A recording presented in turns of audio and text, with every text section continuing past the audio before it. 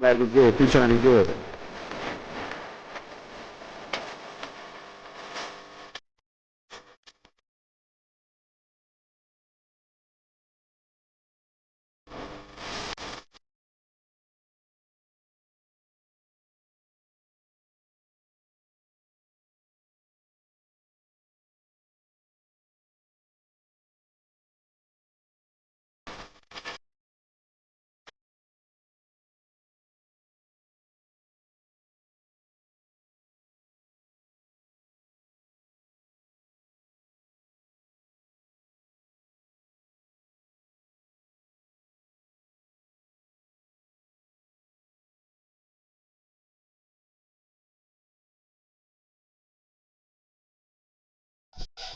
Good morning. Good morning. Good morning. Good morning. Good morning. Good morning. Good morning. Good morning to everybody that's in here so far. To everybody that's gonna replay the show today. To everybody that support Fact and Stats, and to everybody that's ready to listen to some sports talks today, and or join the stage for some sports talks today. Hold on. B Young, what's good? Josh, what's good with you? Yes, sir. If y'all a member or a sub, man, make sure y'all drop that Facts and Stats logo every time y'all come in, man. That is a good morning to me. Good morning to y'all. Appreciate the support. Facts and Stats to the top of the world, baby. Um, we're gonna go ahead and get into everything that we're gonna be talking about today. First and foremost, if you're on the YouTube side of things, do me a solid and hit the thumbs up button on this video. If you're on the YouTube side of things, hit the thumbs up button that's on this video. I will greatly appreciate that extended support, 1000%. Also, if you guys want to extend your support on top of hitting the thumbs up button on this video, make sure you all become a member as well. Shout out to Amadou for becoming a member yesterday on the YouTube side of things. I do constantly want to grow the subs on YouTube, even grow the memberships on YouTube and things like that. So we'll see what happens. There's three different levels you can join as far as memberships. The link to become a member is in the description on this video. And on top of becoming a member, you also can send super chats and or super stickers at any time. The amount does not matter to me. I'll be grateful, appreciative, and blessed, which I already am with you all being here regardless. On the Twitch side of things, same thing, same thing. Instead of becoming a member on Twitch, they have something called sub. So you can become a sub on Twitch if you are not a sub already. That's just showing that you want to extend your support for the platform on a month-to-month standpoint. And also becoming a sub helps you avoid ads. I know ads run on YouTube and Twitch because I hit a certain threshold, with all the grind and all the work that I put in on both of those platforms, whether it's gaming or whether it's the Fact and Stats show. I've been doing this for some years now, so just thank y'all for rocking with me. Thank y'all for following me across all these platforms. Heaven sent, good morning. Thank y'all for rocking with me. Thank y'all for following me across all these platforms. And as far as the show today, we're gonna go ahead and get into everything. We have the first bullet that we're going to be hitting. Respect Brock Purdy. What a game Brock Purdy had last night for the San Francisco 49ers, who destroyed the Colts. And I got my words on them in a second. After that, we're going to talk about the Fact and Stats Fantasy Football League. It's brief for this part because there's only two people left now, Shaggy and D-Mac. Congrats to both of those fellas. We will see who ends up winning at the end of the day.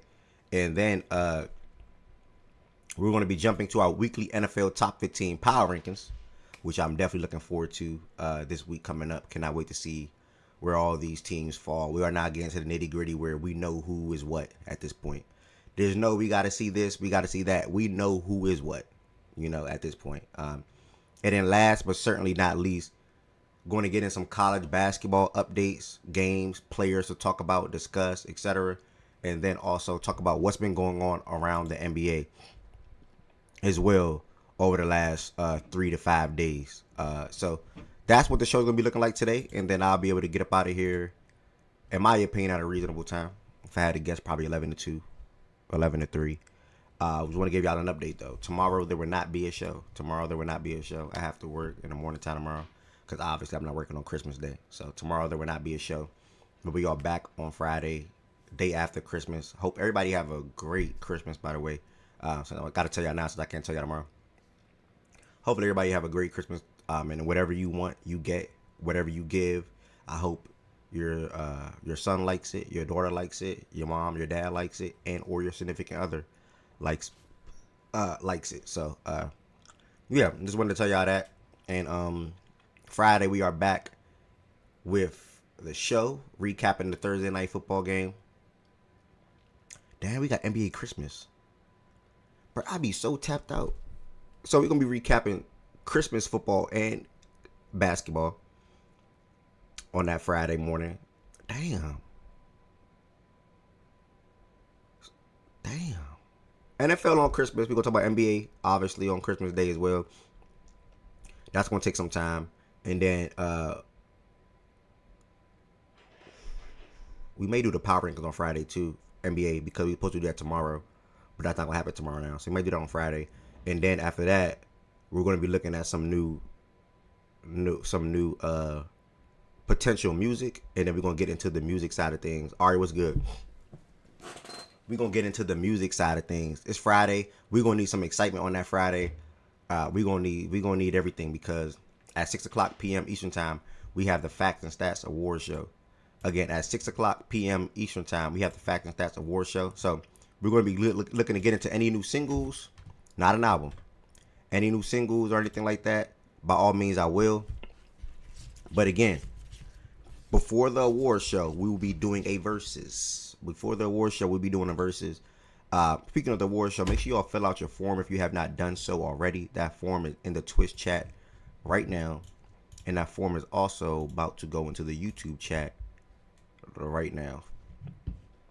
Give me 1 second. About to go into the YouTube chat right now. All right.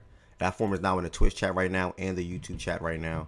Let me check how many people put in a form. 1 second. 31 responses. Not too shabby. Okay. Not too bad. 31 responses. We'll see if we can get that to 40 today. But yeah, I think I hit on everything.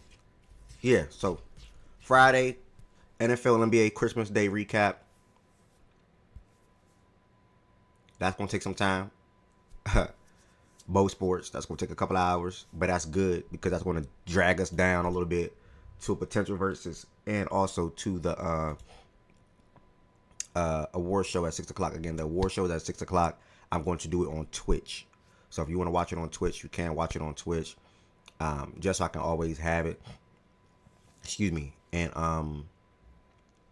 it's something on Twitch you can do to like always have recordings or something. I forgot what it is. I ain't do that in a little minute. So I'm gonna redo that on Thursday, and then on Friday, so I can always have that war show. And then dang, I should have did that for the cookout. I should have did that for the cookout. Can I still see that footage? That footage probably gone, bro. I had to I forgot what it's called that I had to do.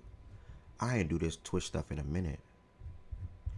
I have to highlight it. That's what it's called. I had to highlight it. Why didn't I do that for the cookout? I'm burned. I didn't highlight the cookout. Damn, that was a burnt moment. Damn.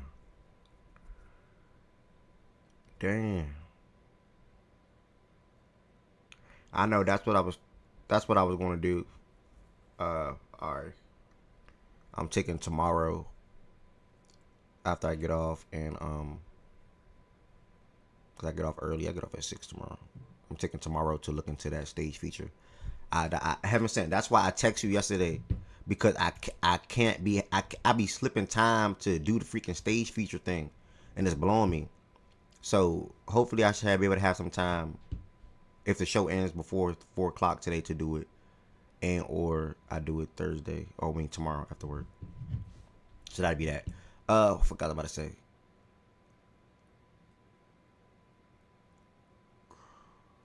I forgot what I was about to say. I mean, you could. I forgot what I was about to say. I'm moving too fast. Yeah, because I'm pretty sure like somebody else can do it. I don't know. I never looked into it. Slide DM'd it to me. Andrew sent it to me. You sent it to me. I didn't look into it yet, like fully. That's my fault. So I gotta look into that. Fact established. Huge 14 NBA game slate today. But all right. Anyways, we're gonna wait to get into the show today. We don't need to prolong. Award show Friday, 6 p.m. Make sure y'all pull up to the award show.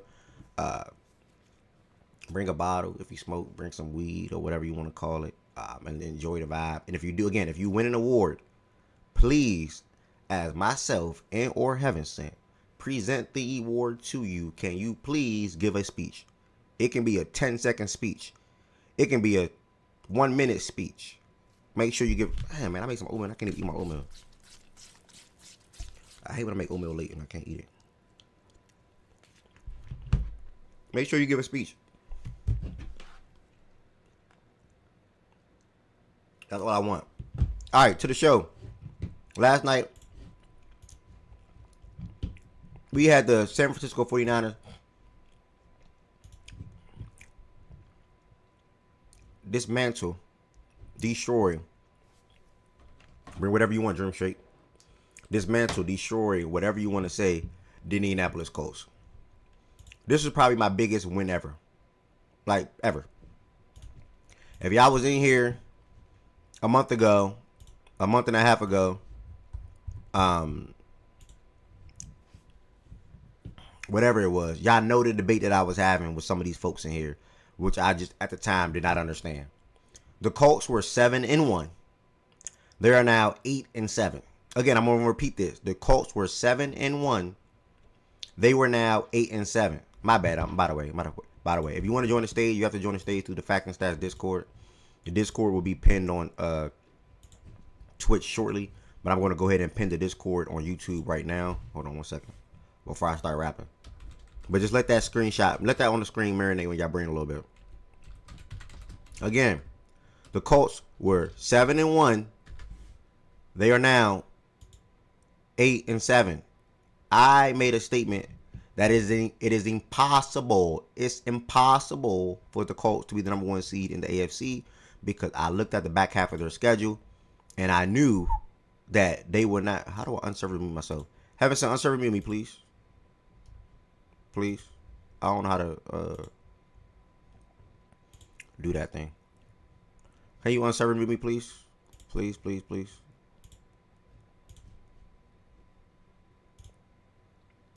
Heaven sent, you served me to me yesterday. Can you unserve me, please? Heaven sent, going once. Thank you, thank you, thank you. I do not know how to do it on the computer. Thank you, thank you, thank you. All right, cool. Dane, what's good, bro? Testing. Dane, you can hear me? All right, either way, Colts were 7-1. They're now 8-7. Talk about a drop off from hell. I know at the time, I don't know what my initial thoughts was on the Sauce trade.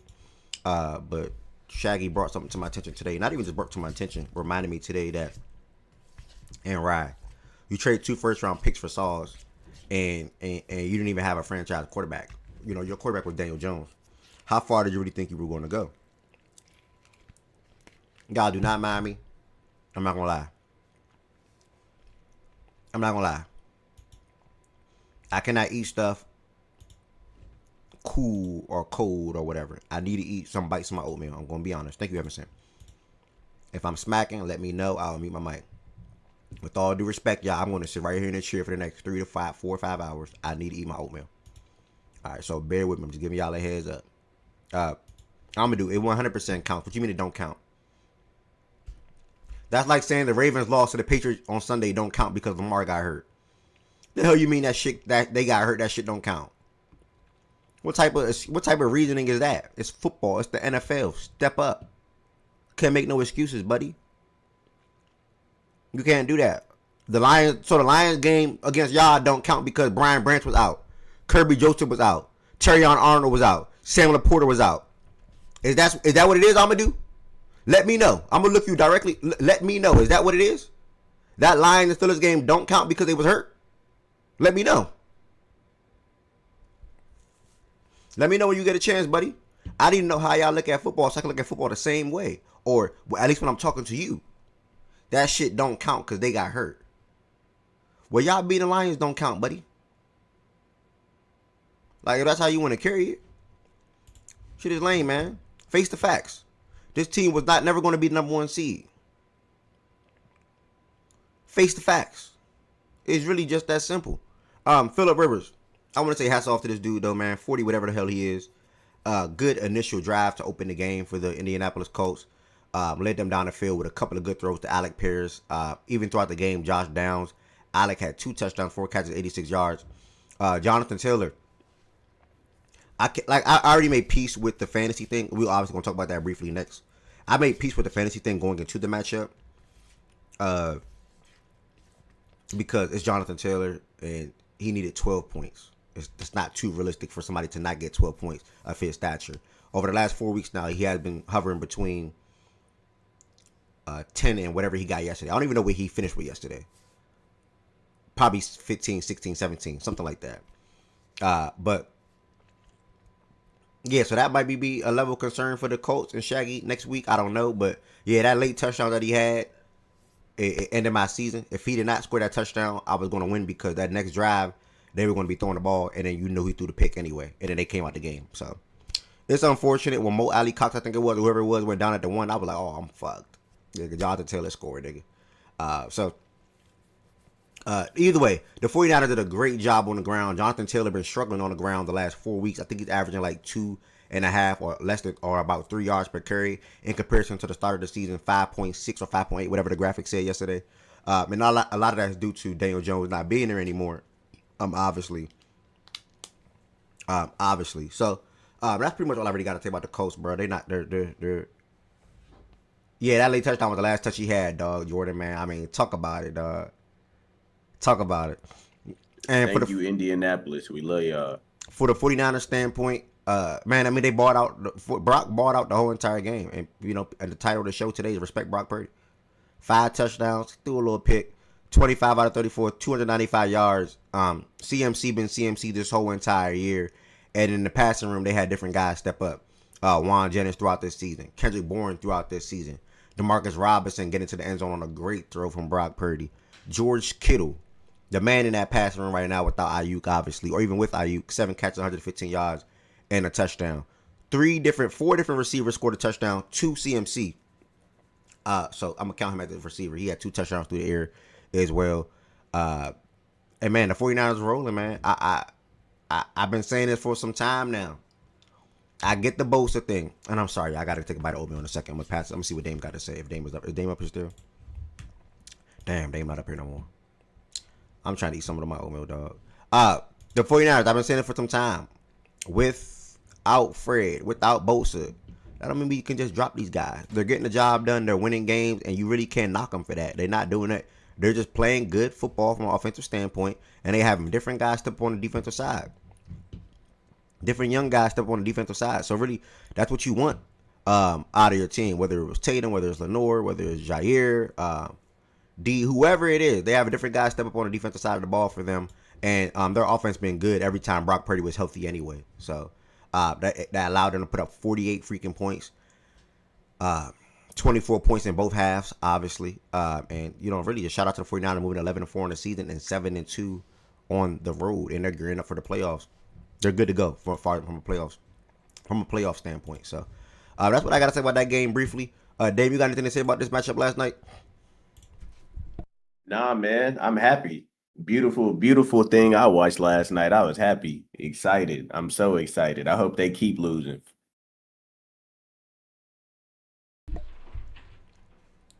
Who keep losing? The Colts, nigga. Oh, you got their first round pick this year. Yeah, and next year. I mean, next year don't matter yet, but yeah, I'm happy. Very. That happy. matter.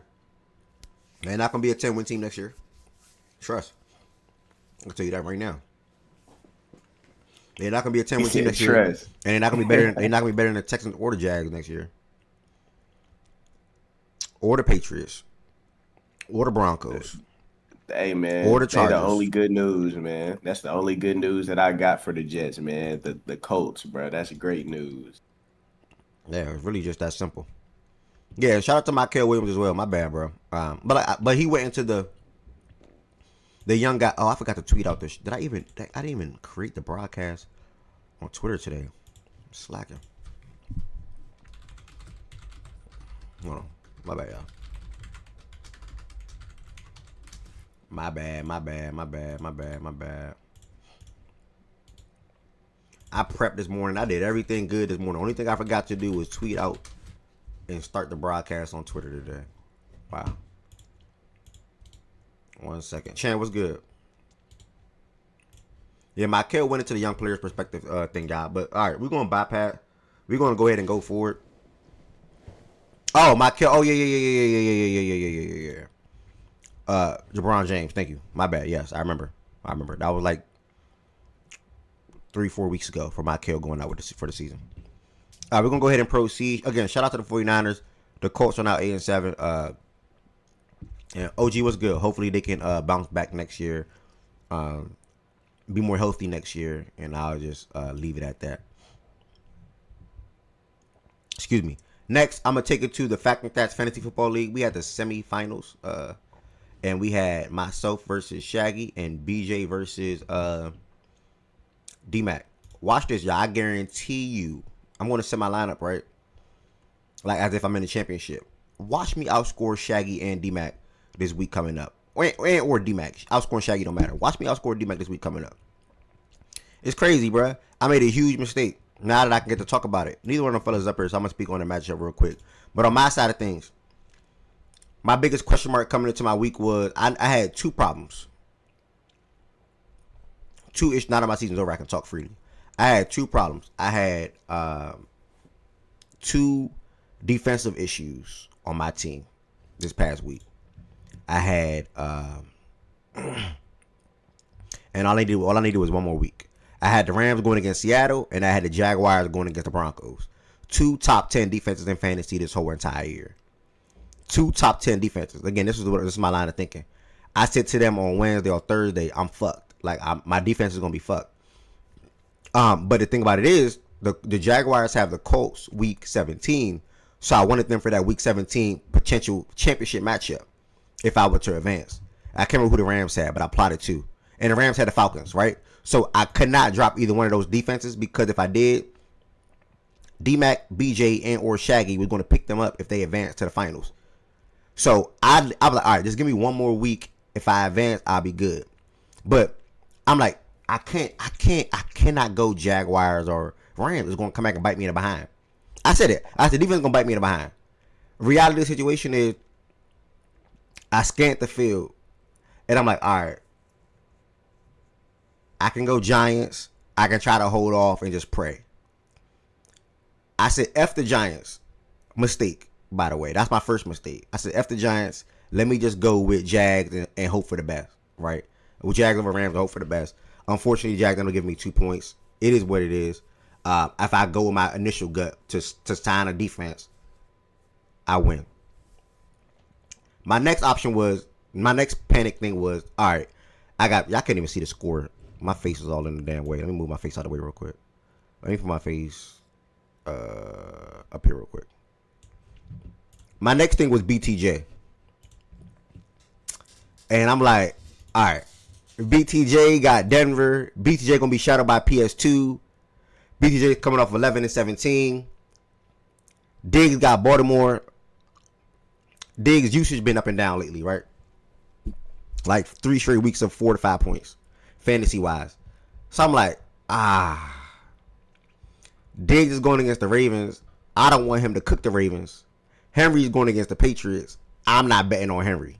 Like, I just be doing some dumb mind thinking stuff like that. Reality situation is if I go initially with Diggs and put my pride to the side, I'm obviously in the championship. Diggs had 22 points. But facts are the facts. When I look at the teams that was remaining, and I always said this, the two best teams that was left was D-Mac and Shaggy. Look at I'm on the right side. Look at my team on the right. Look at Shaggy team on the left. I had guys do unusual shit. He had guys do their regular thing. You know what I'm saying? It's like Chase Brown 32.9 is not realistic. He don't do that. Chris Olave 36.8. He don't do that. I had outlier performances. Reality of the situation. Just being honest. I had outlier performances, and I gotta admit that. Shaggy, everybody on his left side did what they've been doing. Sutton, you can get a 20 ball out of Sutton. ETN, you can get the 16 out of ETN. I can't believe he even did that trade still with process. It tremendously boosted his team. Jonathan Taylor late touchdown, the biggest reason why I lost. Matthew Stafford having 30.88. Derrick Henry 2 touchdowns. It's a well-rounded team, man. And on top of the day, in the morning, he signed Jawan Johnson. It wouldn't have mattered too much because if he didn't sign Jawan, he would have went with Brenton Strange. Strange had 14 anyway, so it's not that much of a big deal for me. He did sign the Vikings defense, I think, and Boswell. Yeah, he wanted it more, to be honest. He just wanted it more. He signed the Vikings defense and Boswell, I believe. Yeah, he signed both of them on that Wednesday for after the waivers. So he just wanted it more, to be honest. Congrats to Shaggy. Great team. Great team. Nothing really much to say there.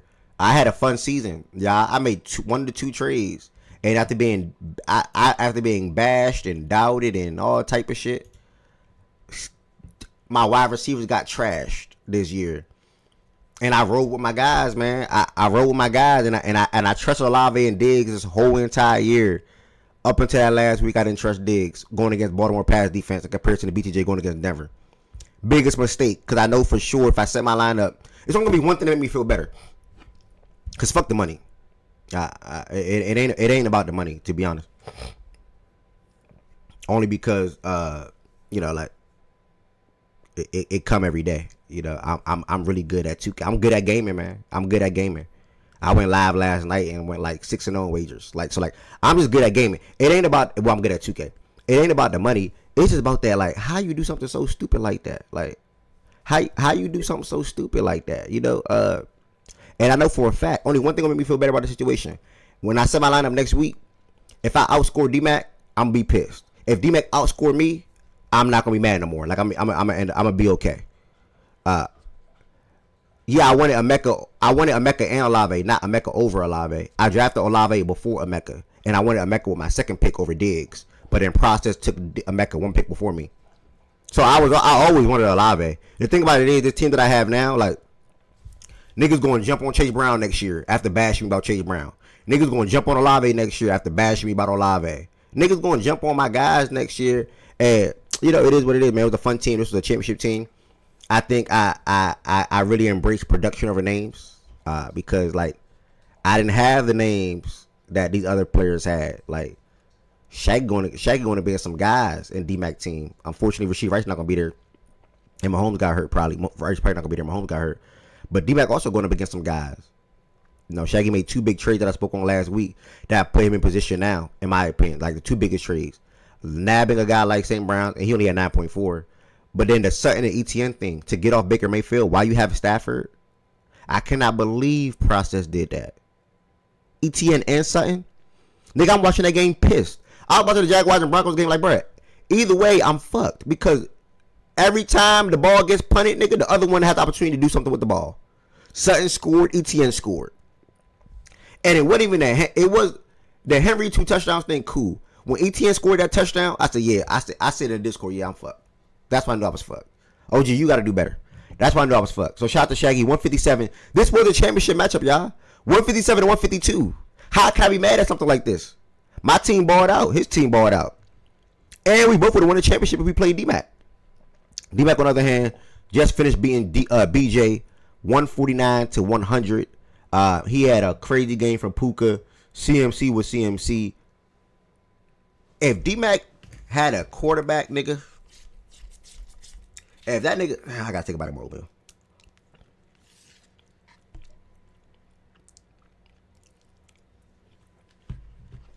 My bad, y'all. Bro, what are you eating, bro? Oh man, my bad. Am I smacking? Am I smacking? Nah, he got me. My bad, y'all. My oatmeal cooling down, bro. It's blowing me. I hate eating cool stuff. I mean, just like, if D-Mac had a quarterback, nigga, like, I can't believe he dropped Brock Purdy. He had Brock Purdy. I can't believe he dropped Brock Purdy. I understood. My bad, right? I understand why he dropped Joe Burrow, but I cannot believe he dropped Brock Purdy. He's fucked. Wait, I'm not gonna say he's fucked, but we'll see what happens. Kenneth Gainwell been going off for him. Puka went off. CMC went off. T. Higgins got into the end zone with 14. He even had Jalen Warren on the bench with 29. This is going to be a really damn good fantasy championship. BJ, on the other hand, I mean, the Cinderella season is over. I say that respectfully. The Cinderella season is over. Look at the lineup that he had, y'all. Debo, Chris Godwin, the Bears' third-string wide receiver. Well, went to second. Well, third, really, because not better than Luther either. And then this is his bench, Chan. I think if he went Romeo, Chris, Quentin, he probably still would have lost. Romeo in replace of Debo, Quentin in replace of Godwin. That's 14 points. 39 minus 14 is 25. You put in Chris Rodriguez for 13. 13 minus 5 is 8. So what did I say initially? 25 plus 8, 33. So he would have still lost 133 to 149. So he can't say he fucked lineup wise. Nigga, you would have lost regardless, to be honest. So, yeah, I mean, shout out to D-Mac. D-Mac is now just joined the stage. D-Mac, you are now in the fantasy championship. You got something to do. You can do something that Jordan Woods did last year. One thing about me, I like competition. Can't nobody say I don't like smoke. I was in Swiper League 2 years ago or last year in the first year when it started, and I identified Jordan Woods as a good addition from a fantasy football perspective. I got him in the league. He won year one right off the rip. You've been talking this and that, saying you this and that, and you lived up to everything that you were saying, and now you're in the championship, year one. How are you feeling? How did you feel about this matchup? And then what are you expecting or hoping your guys do again going into that matchup against Shaggy? What do you got to say about that matchup? Well, look, I hope I wasn't talking too crazy. I just thought it would be fun to compete against you guys. Unfortunately, it's worked out well this season. But I mean, look, it was. I didn't. Obviously, we get off to the start with Puka, and it's like, all right, well, that gets you off to a great start. I actually messed up in a few different aspects. Obviously, Kobe Parkinson didn't really, give me much of anything as far as that was concerned. I sat Warren for Carter, all things considered, and he had those obviously 2 long runs versus the Lions. But look, it's been kind of a little bit of the formula that's been the entire season, which is Christian McCaffrey and Puka, and then get some from the Steelers running backs. Shaggy has an amazing team. I said I thought that his team was awesome. I thought Wood's team was certainly awesome. So going up against a really good team, and I learned some things that I can be able to use moving forward as well. I'm not going to have Rice because the concussion and stuff is what it is. And obviously it's on a short week, so he's not going to be able to help me obviously on Thursday.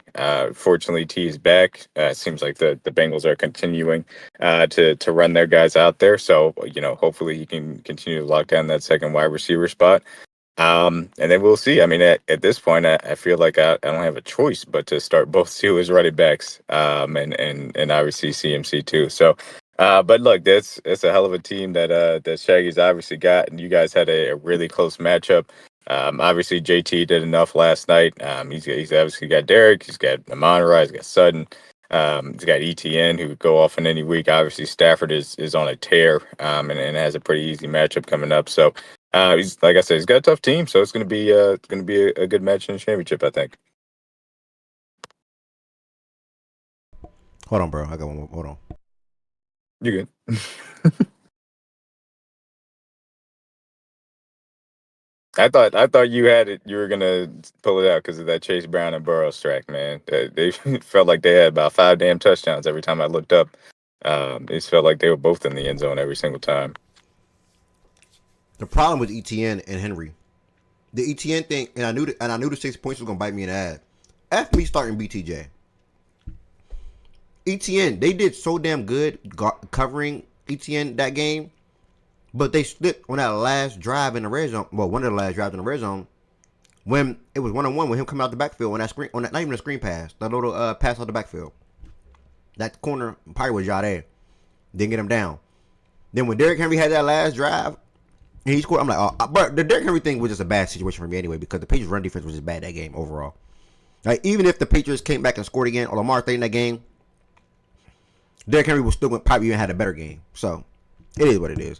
Jonathan Taylor scoring that late touchdown. Yeah, man.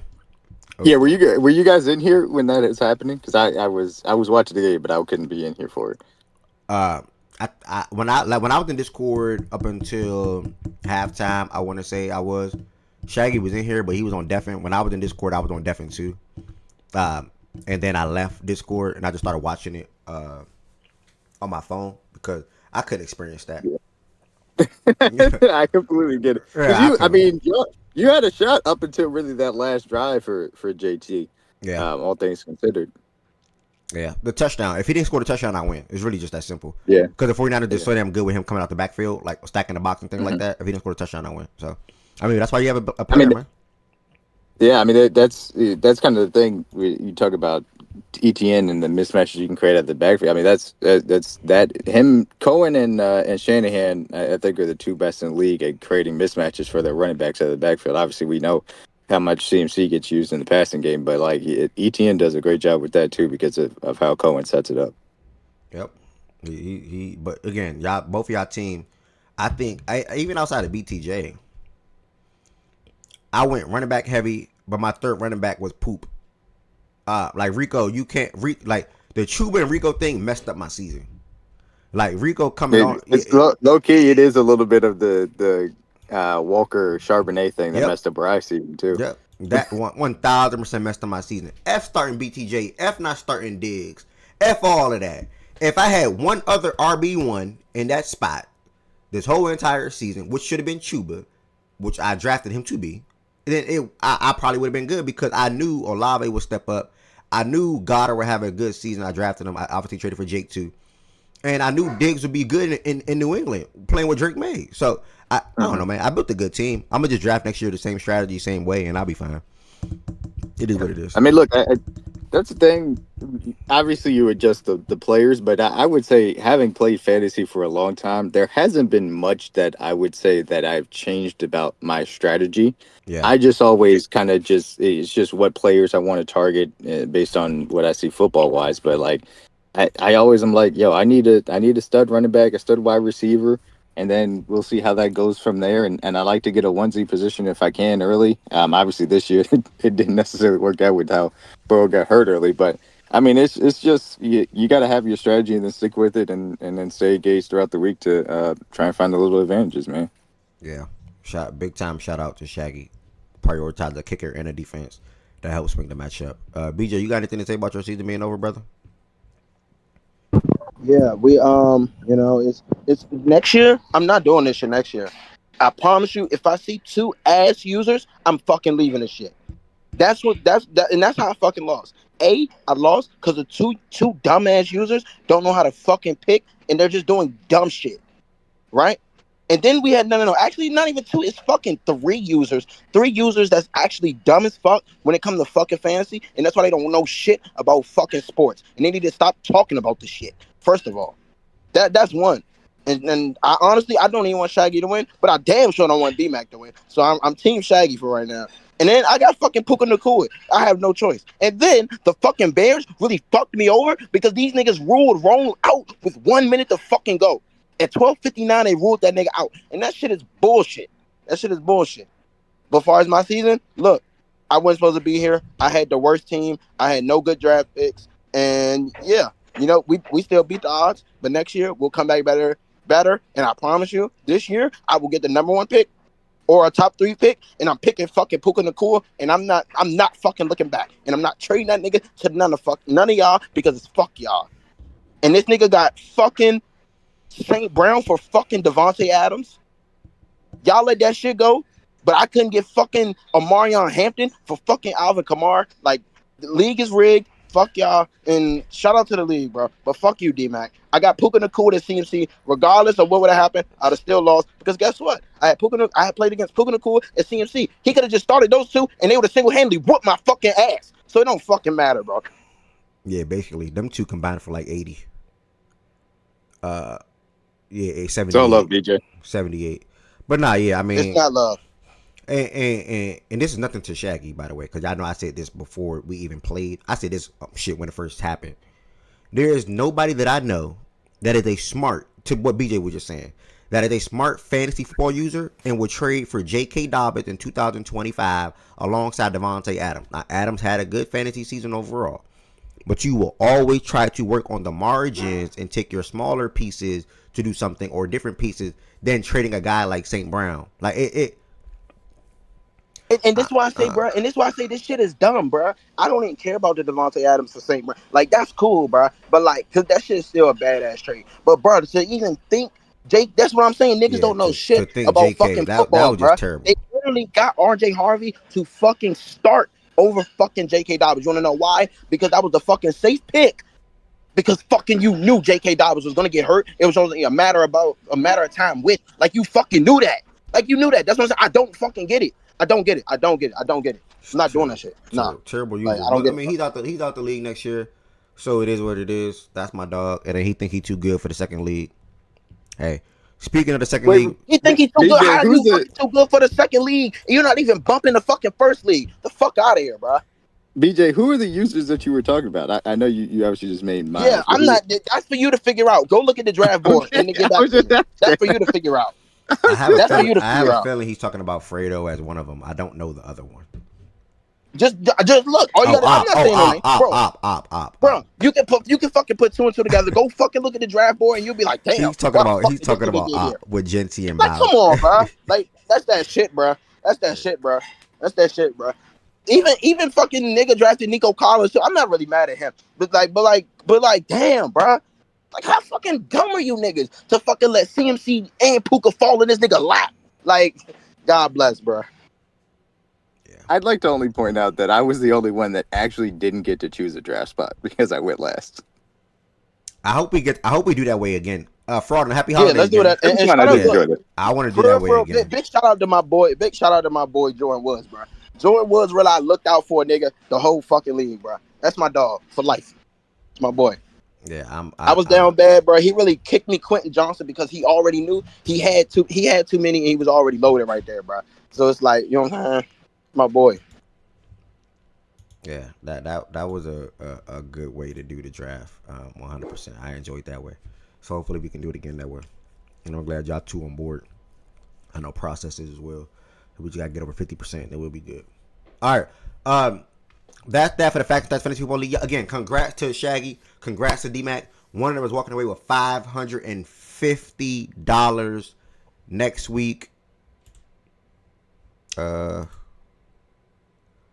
Next week, Monday, the 29th. Well, yeah. Unless I don't know if any of them got players playing that Monday night, but either way, Monday the 29th, they're walking away with $550. What's the Monday night game? Is it one? I don't know. I'm just asking. I'm sure there is. Last week of the season. I wonder if y'all got anybody. It is the Falcons and Rams. Oh damn! So he got Stafford. You got anybody in there? Yeah, and I got Puka. So what of them Yeah, it will be very big Monday night, I assume, to find out who will win this the league. So one of them was walking away with $550 Monday night. Yeah. Shout out to Shaggy. Shout out to D-Mac. The other is walking away with their entry fee, which was $50, coming back around, getting ready for next year. Next year, August or early September or last week in August, we'll be drafting. So that's that. And again, if you are interested in the second league, y'all hit me up. I got 3 open spots currently in the second league. Must be serious. Must be active. If you're not joining the league. It's really just that simple. Pete Colley was by far one of the worst fantasy users I ever seen in my life, like ever. I'm dead serious.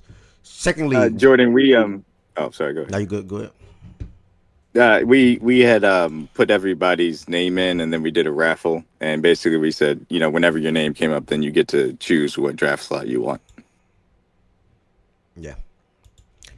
Second league, real quick. We had just to give y'all a quick update on this. Round 2, we had Jaja versus Nat. Jaja, man, he had a good team all year. As you can see, he got CMC, James Cook, Diggs. CG beat Do. CG got a good team too. Puka, Say Flowers, and Kyle Pitts went off for him. And CG and Jaja meeting in the championship is well deserved, in my opinion, to be honest. Both of those team was really damn good. One got Puka, one got CMC.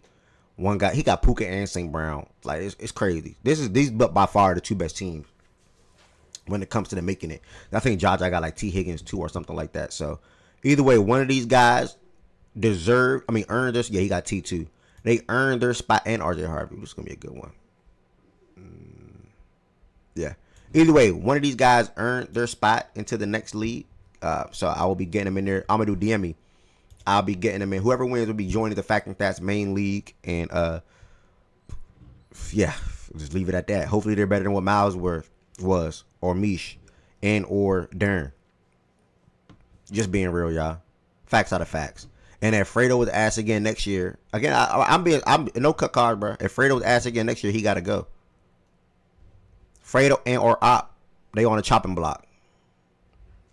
Fredo and Op is on the chopping block. Really, Fredo was just terrible.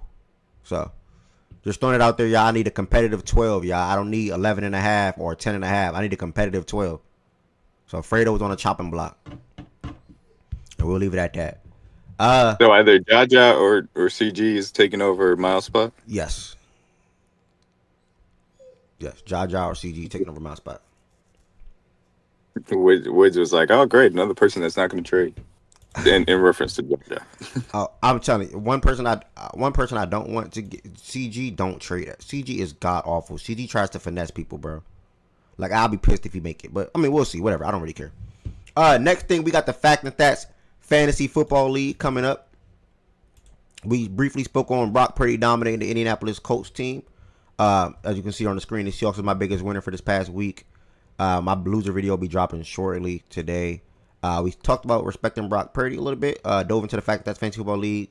We're now going to be headed to the weekly NFL Top 15 Power Rankings, and then we'll be closing it out with college basketball and NBA updates. Updates as far as games, trades, news, players to discuss, things like that. So that's all coming up within the next hour, and we're actually on good pace today.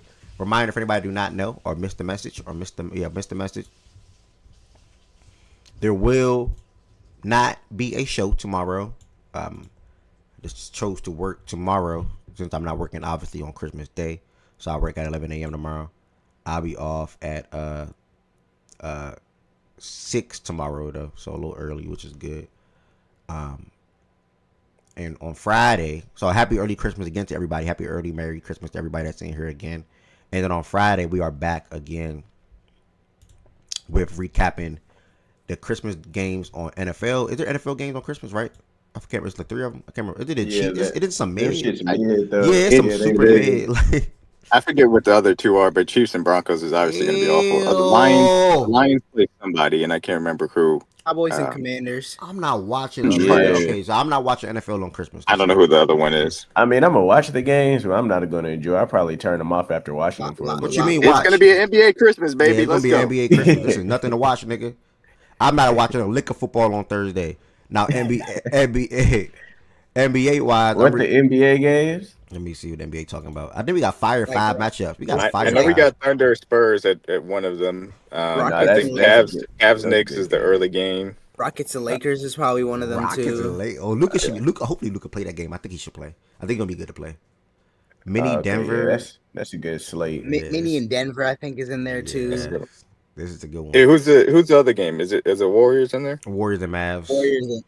Okay, That's yeah. out. But you know, when they made the schedule for this year, it looks like they did it based off how the teams were last year. Like Minnesota and the Lions were both good last year, so I mean, it probably was just like them thinking that You're they talking were about the gonna be NFL, good. yeah. Yeah, the NFL. So they just fucked up a little Yeah, bit. like because the Commanders are supposed to be good, Yeah, Oh, exactly. yeah. That's why they fucked up. and then it's Hey. like obviously the Chiefs and Broncos. You thought that was gonna be good, like two teams that made the playoffs. Yeah, I get it. Just Goods. Why you say LOL when I said Brock Purdy name, Goods? And Joe, what's good, gang? You got anything to say about your game last night? Good morning, bro. Good morning, guys. What's This going nigga on? just woke up, bro. Nah, I'm a little high right now. Last night I wasn't very impressed offensively. I mean, but as expected, this is what I expect a healthy offense to look like. Sometimes this is like reminding me similar how we was looking like when we made the NFC Championship game and then we lost to the Eagles because Brock got hurt. It's looking like offensively we're back to that, even though our run game has been questionable all year.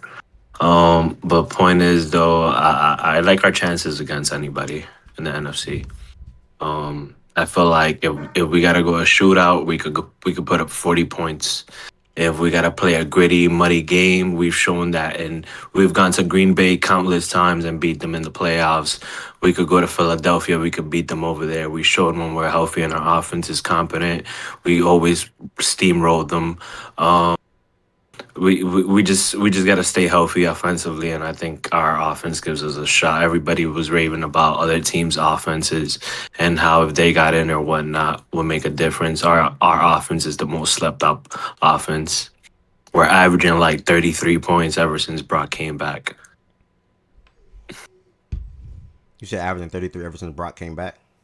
That's real. Type shit. And everybody talks about like He talking some there's type question shit. marks about um like I understand the Purdy shit that people like oh you guys overpaid him or whatnot, but like I mean he kind of like 3 out of the 4 seasons when he has been able to been healthy or has able to like overall been with either CMC or Kittle in the lineup, that big three right there, they always have success. So it's like at the end of the day, I feel like he's definitely playing like a top 10 quarterback. He definitely looks like a top 10 quarterback in the league, and this is a guy that could, if we had just like Fred Warner or even our rookie or Bosa like on defense in order to like stop the run or like get some pressure on a quarterback that's mobile like that we will kind of face. It's going to be pretty interesting to see the Bears offense because I think Caleb is a guy that can make plays extending using his legs, and if we don't get to him, he just might dice us up. But we're gonna just have to win our 1-on-1. And Ronaldo Green is out there, Leonard is out there, Stout is out there. Stout is a guy that's like short for the position, like as a corner. So is like he gets away with a lot of like handsy stuff because of his height, but he presses a lot. Sometimes he takes a gamble whether he gets burned or whatnot. Um, I mean, we just gotta find a way to contain overall. Like I said, our offense is our backpack right now. But I mean, man, Kyle might win 13 fucking games and not win Coach of the Year, and he's never won Coach of the Year after beating a 1 seed like twice already. So it's a testament. I said it earlier a couple weeks ago. I think the best thing that happened to him last year was losing and like as a learning experience, knowing how to like keep the energy and the vibe in the locker room and like retool based on your personnel and just keep it a next game attitude type shit. So yeah. I appreciate that, brother. You said a lot of facts, and congrats to your 49ers. Y'all having a great season, man. D-Mac or Jordan Wilson, did y'all want to add anything to, one, the game last night, and then two, how do you guys feel about the Colts' future at this very moment with them trading 2 first-round draft picks for Sauce, and then do you expect them to make the playoffs next year? Just to kind of dive into the Colts, I would look a little early real quick. The Colts. I mean, I guess obviously the big question is what do they do at quarterback, right? Because did Daniel Jones, was that Achilles or ACL? I don't. Is it Achilles. Achilles? Yeah, that one's. Yeah, so yeah, so they're probably gonna be in the market. Maybe you look I mean, at they're Tua. Maybe you look at Kyler Murray. Maybe you just. I mean, because obviously, if you're gonna invest in like the first round, like you're investing in it now by trading 2 first round picks for Sauce, you probably gotta continue that trend and try to get an established quarterback in the league. Now, not necessarily great quarterback, but you would think with Shane Steichen at the helm that he could, you know, change the fortunes figure of it a. out. I think, You yeah. I breaking mean, I, up? I think that you'll end up. You going in and Yeah, out. You going in and out, D-Mac. Okay, I was Was like, good. What's good, Ryan? You going in and out, D-Mac. yeah. So when did they fire Chris Ballard? Oh, why would you though? I'm not saying like that's a bad idea, but is it a multi-season thing or? Bro, that nigga been one. Hmm? They been bad even before they had this hot start. You made Okay. that trade with the 2 firsts for Sauce Gardner. Hmm. Your quarterback is Daniel Jones. Like That you don't do moves like that. I'm sorry. Daniel Jones is not a quarterback you just do that move for. Like if they had like a Drake May or like a franchise player at QB, okay, cool. But Daniel Jones, first year, you just do that move? I mean, based on how they were playing, though, you could tell they were all in win now. I'm gonna test your football brain. Did you really think they were winning a bowl or something? Who Don't give automatically me thinks they win the optimistic. ball? Give me your base feelings. But that's why they did it though. That's That's dumb as they literally. hell. Why would you do that? Let's say they kept their first this year. I'm not saying the 27. The 27. Matter of fact, I you're a mean, beneficiary of this. No you know, one. no, I understand. But what I'm saying is, let's say they didn't make that trade, right? Mm. What could they have drafted that would have taken them over the top if they didn't have like So if they didn't get sauce? you just don't jump to be a contender year one with Daniel Jones. I Like mean, you gotta No, it build. could no, it no, You could no, gotta no. only build So, the maybe team though. Like, come on, guys. no. I I mean, get, that's what they tried to do with the trade, though. am. They went and got You an all pro traded two quarterback. firsts for a fucking corner. No. so I'm also assuming, I see obviously, both sides. it wasn't just a this year thing, right? They looked at Shane. They looked at like the way him and Daniel Jones had the offense going. Um, and if you watch them, even when they were flowing, it wasn't necessarily because it was bombs away with Daniel Jones. It was Shane being able to schematically beat defenses and Daniel Jones just playing within the flow. Like Daniel Jones wasn't necessarily playing above his means. He was just like, Nigga, can you mention JT in this sentence, please? oh yeah, but I mean, sure, but a lot of what JT obviously it's the offensive line though, right? So the offensive line is really good, right? And if the quarterback's playing well, it all kind of ties together.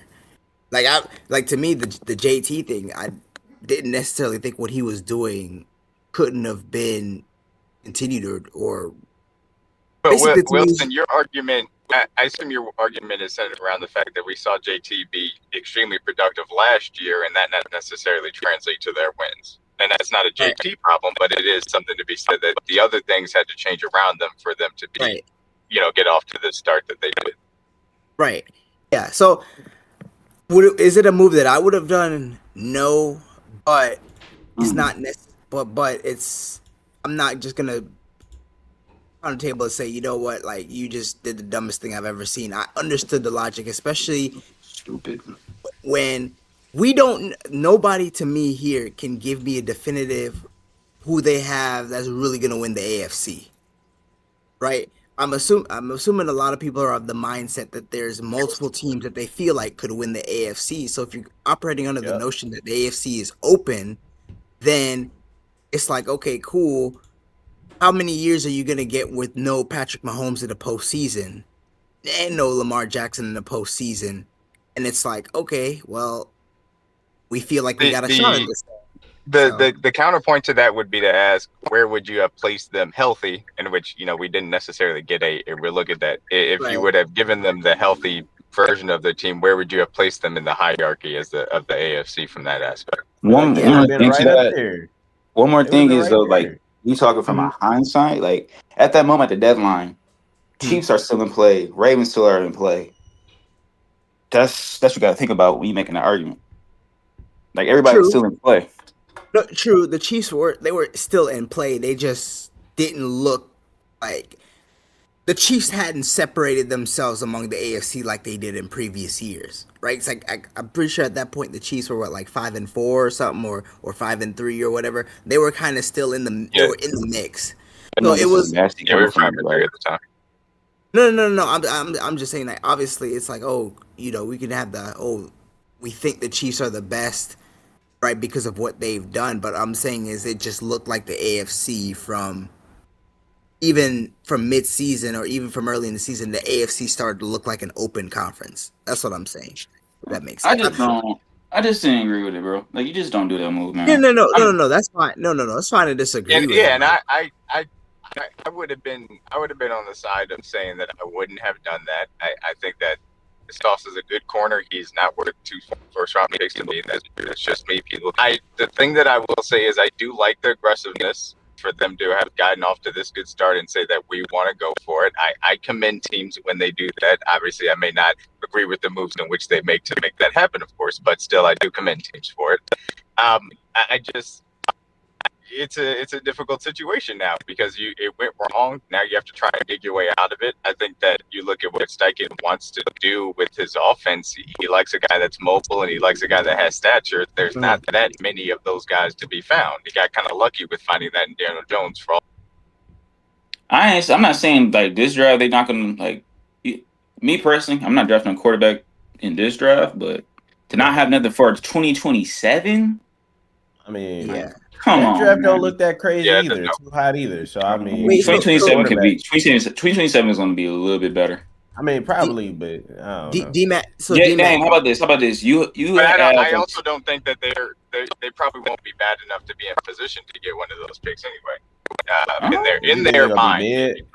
What? So I mean, next year though, like They can't afford to be ass.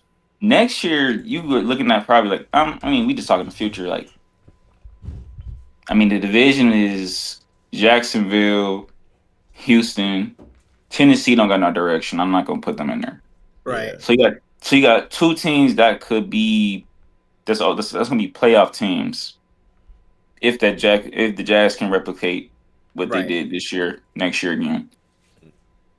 So you always gonna have that Houston defense there, and it's just like I don't know. Colts just a funny team, man. I'm just because I'm trying to remember. Have the Colts ever really been bad? As in, like, Super bad. yeah, Probably just when they got luck. It just lined up when Peyton got hurt that they were that bad and luck was Not to say luck. yeah. that's Because typically, from what I remember, even like they don't make the playoffs, it's usually like they're at 7 wins or 8 wins. Maybe you catch a 6-10, 6-11 season here, but like they're normally like No, the Colts were really bad when they drafted Anthony Richardson. We're not gonna do that. oh yeah, they were 4. They sucked. were 4. After what year was Philip they on? Rivers, after Matt Ryan, actually and kind of 12. with Matt Ryan, they They only had sucked. one bad year. That was the 4-12 year. Every other year they had 8 wins or 7 wins or more. Bro, I don't care about none of that. I watched the Colts, dude. What we're talking about is Colts like fans for would draft tell you standing. the Colts fans would tell you they were bad. We're not talking about were they bad. We're talking about bad enough to get a high draft pick. That's what the context was. Yeah. More so consistently, more so than just the 1 year. But they were obviously awful that year, and they've been bad in the past and still found a way to claw their way to 6, 7, 8 wins as well. Yeah, because at the same time that they were bad, Jacksonville had fucking Urban Meyer as their coach. Shout out Urban. I think the thing about the Colts, they're going to go out and And the get a veteran Titans are in their quarterback. I damn don't know who it division. is. Like, it's not that hard. You wanna know something? Urban Meyer did a good thing. Nah, it's crazy how he used to be. Yeah. He said kick the kicker, and you D-Mac, do what need to kick your kickers, bro. What are you trying to say, D-Mac? Yeah, I was gonna say. Yeah, go ahead. He's kind of. This shit Am I kinda going breaking in up. and out? Because if not, then Yeah, I'll a little shut up. bit. You good? Yeah. You good now. Okay. My bad. Eric, you guys keep going. I'll cut it later. No, D-Mac, I did want to ask you a question real quick. Why you weren't chopping, bro? I know you said that you didn't feel like Sauce was worth 2 first. Now, in general, do you think like any corner is worth that, or you just think for a corner in general you're not paying that? No, I'm not paying any corner that. All right, bet. You shouldn't at all, bro. hey, damn, y'all got lucky again. Hey, man, listen. I'm happy with what we got for that. You know what I'm saying? But I just was like, if y'all wouldn't even pay 2 first for PS2, hey, then more power to y'all. I mean, but a corner, I feel like if you get a first round pick on a corner, more times than not, you are gonna get a pretty good ass corner. So I feel it. Yeah. You have to be a Micah Parsons. You have to be a Myles Garrett for me to pay that level for you. That's just me and how I view defense personally. Yeah. So I know, D-Mac, before you cut out the first time, what were you about to say about what you think they should do going forward, or like for next season or whatever? Yeah, you got to get a veteran quarterback. I would say Kyler would make sense, but I don't think that Steichen wants a guy that's short of the aspect of it. So finding that guy, I think Mariota would make sense. It depends on if he's available. So it'll be very fascinating. I was just going to say, I was really impressed with the Colts offense last night. Agreed. Yeah. Look at the names. I was just really impressed with the Colts offense. Nah, I ain't gonna hold you. Philip Rivers was looking like he turned back the hands of time last night. He was conducting the hell out of that offense, Like bro. he was Very working that impressed. offense for sure. When he threw that first pass to Pierce, I was like, "Oh, okay, he feels comfortable." He's like, Nah, He I came back swear. from insurance, bro. I swear, bro. After the first pass or first you couldn't even say the first drive. I'm like, oh yeah, this nigga not fucking around. Yeah, he came back with a purpose. Okay, I see what's going on. Yeah, after the game they interviewed one of the players and I'm forgetting which one it was, and they was like, oh yeah, second half we had to adjust because we thought they was coming with the same game plan from last week, short intermediate throws. We didn't think he was gonna take deep shots, but you could tell though after like consistently like when the game went on or whatever, like if you're asking him to throw the ball 44 times, like that's kind of crazy, bro. There was that route where he like noodled armed the pass to Tyler Warren where it could have been a touchdown right there, not gonna lie. So it's like him at 44, was effective, but after a certain point, he not gonna be sustainable. You ask him that consistently. Yeah. Dog, he's 44. What age did Tom Brady retire? I think he's 42, I think. 43. No, 45. No, it was like 45. Oh, he played till 45. Tom Brady played to 45. "Oh, he's 45." Huh?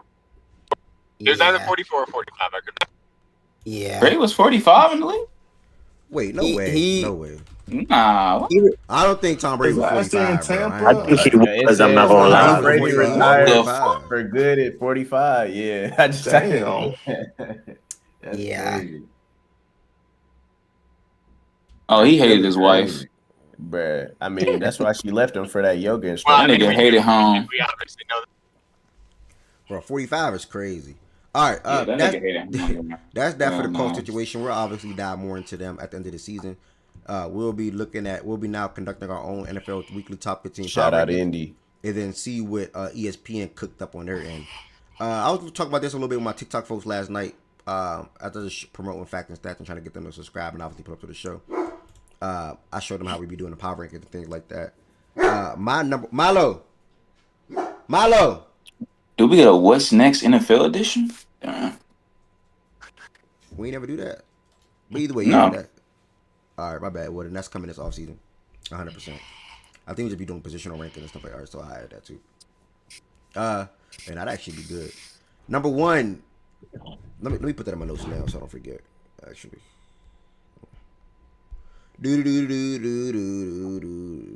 What's next? NFL edition. Number one for me is the Seattle Seahawks.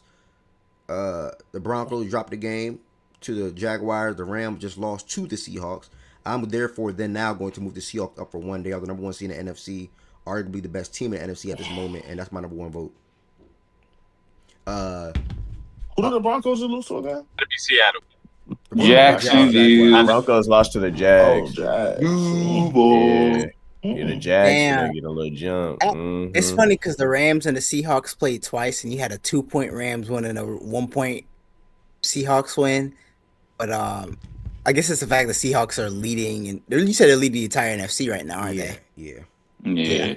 Damn. Yeah, So they Seahawks gotta be one right now, huh?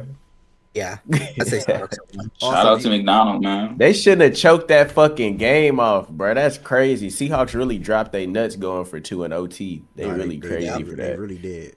If you are in here, yeah, that shit was 30-14, 11 minutes to go, and that's crazy. That's a great win. If you are in here, if you're watching on Twitch and or YouTube and you want to join the stage, by all means join the stage. We are talking about this in the Fact and Stats Discord. It's pinned on YouTube. It's in the Twitch chat. You'll just join the Discord and hit the Daily Show voice channel tab, and then you'll be working your way right up here. If you're on the stage, I'm going to assume you want to be a part of the power rank, and then I'll ask you who do you have at what spot, that spot, etc. Seahawks went out at 1.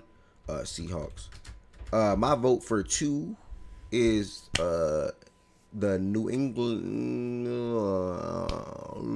Still go to Rams, to be honest, for me. Yeah, only come okay. on, bro. You lose to No, the no, no, no, no, no, person no. right up Patriots above right you. here. So here's my Patriots thing. right here. My Bro, only you get rationale. one vote low. That's all you Wait, gonna wait, hold, count for, buddy. wait, hold up.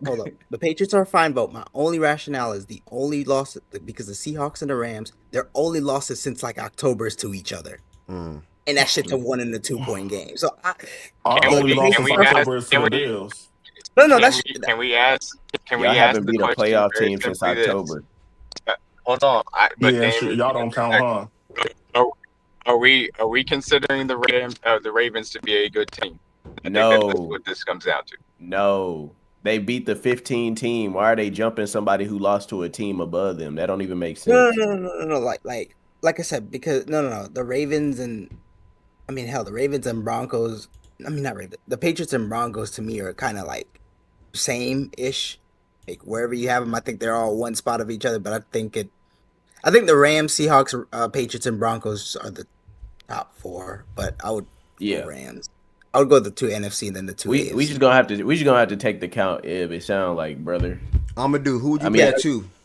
But hold on, Jordan. Why can't I put I'll the go. Jaguars over the Broncos? Let me get the Rams. well, you I would put could. the Patriots I there. would. We'll get to that later. I'm sorry. Go ahead. Yeah. You All right. said who? Amadou? You said the Rams. Y'all said the Rams had Yeah. had the Patriots beat a better team probably, but because it was the Ravens, so no. The better team. Wait, what better team did the Like Patriots? have the Patriots beat a better team? no, Oh. Nah. Yeah. To what you're saying. no. All right. Jordan Wilson, Rams, D-Mac Rams, I think. Joe and Dame. Yeah, I'm Rams. Yeah. I understand why they're still slotted there. The next one is the Patriots and the Broncos, though. Then what y'all doing with that? Yeah. Yeah. Patriots. Patriots. I got the Yeah. Broncos. I still Not think the they're Patriots. top team in the I AFC. mean, Do I? they You gonna lost. probably have to do a vote on this one too. I mean,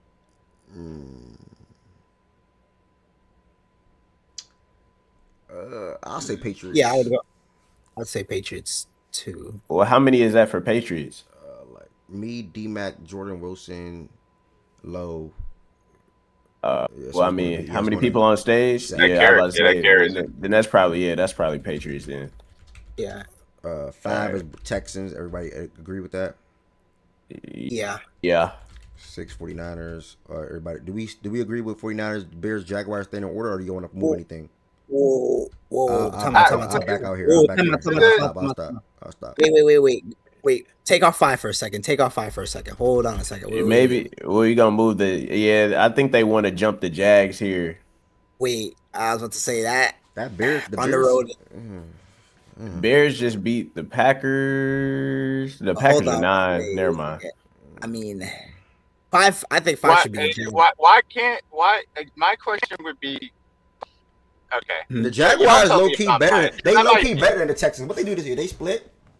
Yeah, they did It did split. split. Well, Yeah, no, that's what I'm they saying. split. But the I would take them. I would take them over the Texans. Why isn't there a discussion about them being So over the the Broncos? Jaguars and Broncos. That's a good question. so Okay. I mean, they just beat them. They Like beat them. they just Okay. beat Hold on. them. Okay, hold on a second. Let me think. Okay, Let because me hold on. I don't want to do this Wait. too fast. Okay. But the Broncos had Broncos won lose 11. to I'm They, driving, There's so no I way can't I would look at put them over they Denver. did just beat them. You said no way we But do that. I'm gonna do. No, I'm not putting them over Denver. Denver been much better just throughout now the I'm year. about to They're say still a better Denver team. ain't lost a game in how many weeks? It was a long ass time. So Haven't the why? Jaguars only lost like Wait. 3 games though No. too? But Hold on. Why have they been much better throughout the entirety of the Look season? at who they played. The Broncos beat better comp too. wait. Time out. Let me Much better. That is true. Broncos So the schedule, Jags are please. I think 11-4, right? The Broncos are 12-3. Granted, the Jaguars' recent schedule hadn't been anything to write home about. Right now, I think they have a Chargers win in there. Yeah, they do. And then you have this Denver win. That's their signature wins of this win streak. Denver, if you look at Denver's recent stretch, it's really only the Packers for real. Because before that, it was like the Raiders and the Commanders and I think probably there was a bye week and then like the Chiefs or something. It was something in that order. So Yeah, what are the signature wins for the Broncos over the last 2 months? Just because I'm They curious. beat the I can't look at it right Texans. They beat the so Texans. yeah, the They beat the Texans. now. Okay. Packers. Yeah, the Texans and the Okay, Packers. so they have the Texans win in common, and their best win is the Packers, and the best win for the Jaguars is the Broncos. Without CJ for 3 quarters, and without CJ for 3 quarters, and they barely skated Wait, by. which game? Who? OJ? OG? Which game was that? Was it the That was the Broncos I'm game talking that Texans that about game. happened? the Texans Broncos and the Broncos. Texans. Yeah, Yeah. without CJ I for don't know. three quarters, and they barely skated by in the last one of the on the last drive of the game. And y'all keep on overlooking the Texans, who on a 7 game winning streak. All they do is beating the folks in front of them. So I No, no, mean, but y'all no, keep no, on no. Wasn't that. a See, So there they wasn't a jumped wait, one dog wait, spot fight last without week. Vegas Raiders, bro. They wait. jumped. We They had a jumped one spot last week. And then now this week they finna go down, and all they doing is winning. So they was 5 last week. Now y'all finna put them at 6 or 7, Oh, and all they doing is winning. hold on, OG. OG, hold on a second. I'm just we won't get okay. through some things real quick, brother. Oh, you not playing Just that trying to work shit. through some things. I'm asking. I asked the question for this because I came into last week's game, and y'all could disagree with this if y'all do. I came into last week's game, and I thought that these were two very close teams, in my personal opinion. I thought that they both had really good defenses. I thought that their offenses had found things recently. I thought the Jaguars were a little bit below just because the level of competition for them recently had been below. But then to go out there and put that performance on where not only do you win, but kind of handily, and I was really impressed by watching that game, in my personal opinion. So Yeah, that's no, why I'm like, I feel like there hasn't been an incredible resume over the last 2 months that's been stacking up where the Broncos should be protected from that. I just think that they were two close teams, and I think the Jaguars just went on their field and kind of proved that they're better right now.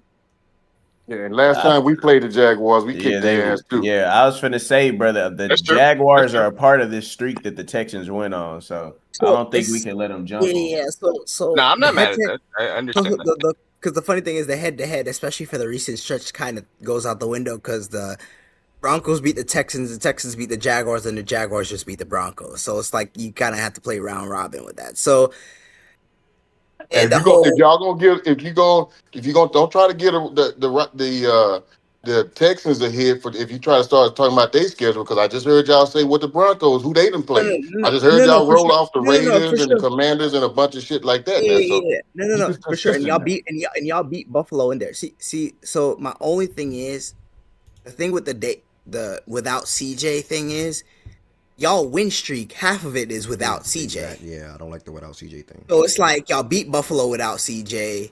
Y'all no, I think CJ played for the Niners game, but y'all beat some teams without And my CJ. The only, and Jaguars. that's fair. My only rebuttal to that would be, it's Mhm. much easier to prepare without having CJ and having a whole week of practice and Oh, understanding what your game plan as, as as opposed opposed to to him being missing. knocked out and not And having being it for three thrown in the quarters when you game. had a certain game plan. Davis Mill came in Yeah. that game, so that's a bit different.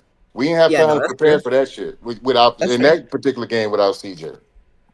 That's fair. No. That's 100%. Hey, Um, ooh, that's a tough. Okay, so we're at 4, right? So are yeah, we okay? I don't think the Jags jump the Texans in my opinion. I just don't because I'm just looking at the full body of work, bruh. The Texans have better wins than them, bro. Overall, to me at least. Um, And you feel like the Broncos are ahead of both of them? Yeah, even though they did just look or they did just beat them head to head, I'm just looking full body of work. Like they so, haven't lost in a long they but the Jags are surging. It's just like so a here, weird it's like a no, weird no, one, no, no, two, no, three no, thing no, we no, no. got going on right now.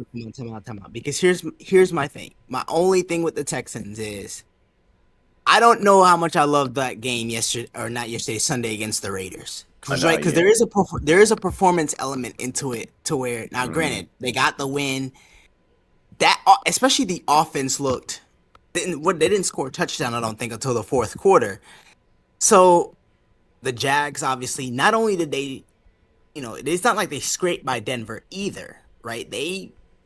I mean, for all intents purposes, they like not necessarily blew them out, but it was a multi score lead for most of the second half. So I I know would their Hey, offense All is right. I too If, good see for if that. me, I bro. see that. I see that. I'll Hey, if I we see that. probably I think that go I think we can.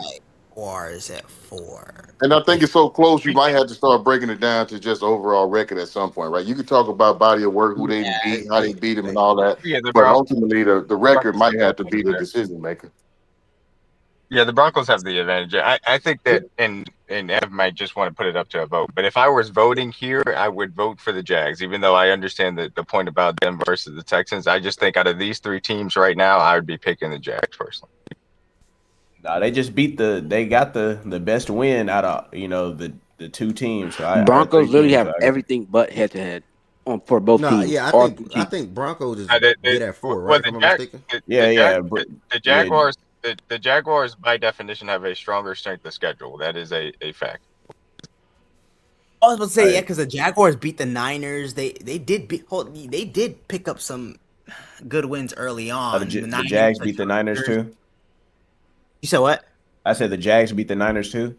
Yeah, they beat the Niners, the Chargers. Obviously, they have a Texans win early on.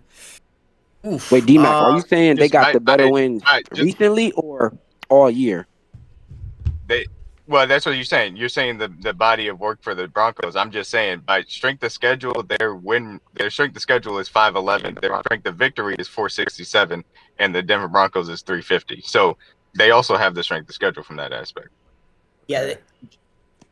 yeah. Because if you look at the Broncos, the best wins the entire year is with the Packers and the Eagles, and then Are who y'all else? The so Texans. so let me hear this quick. Did we not vote the Broncos at 4, or did I automatically slot that? No, Broncos You 4 is automatically cool. slotted them. I You mean, You are. automatically slotted is them. that what That's we? okay, why I went back and asked the question. okay. So I mean, is anybody pushing back on that? I think so. Anybody else want Jaguars at 4 outside of D-Mac? I would also do it as well. All right, anyone else I, outside of them so two? would I. Okay, So would I. so 3. So Dame and Amadou and myself are Broncos. Low, are you voting for 4?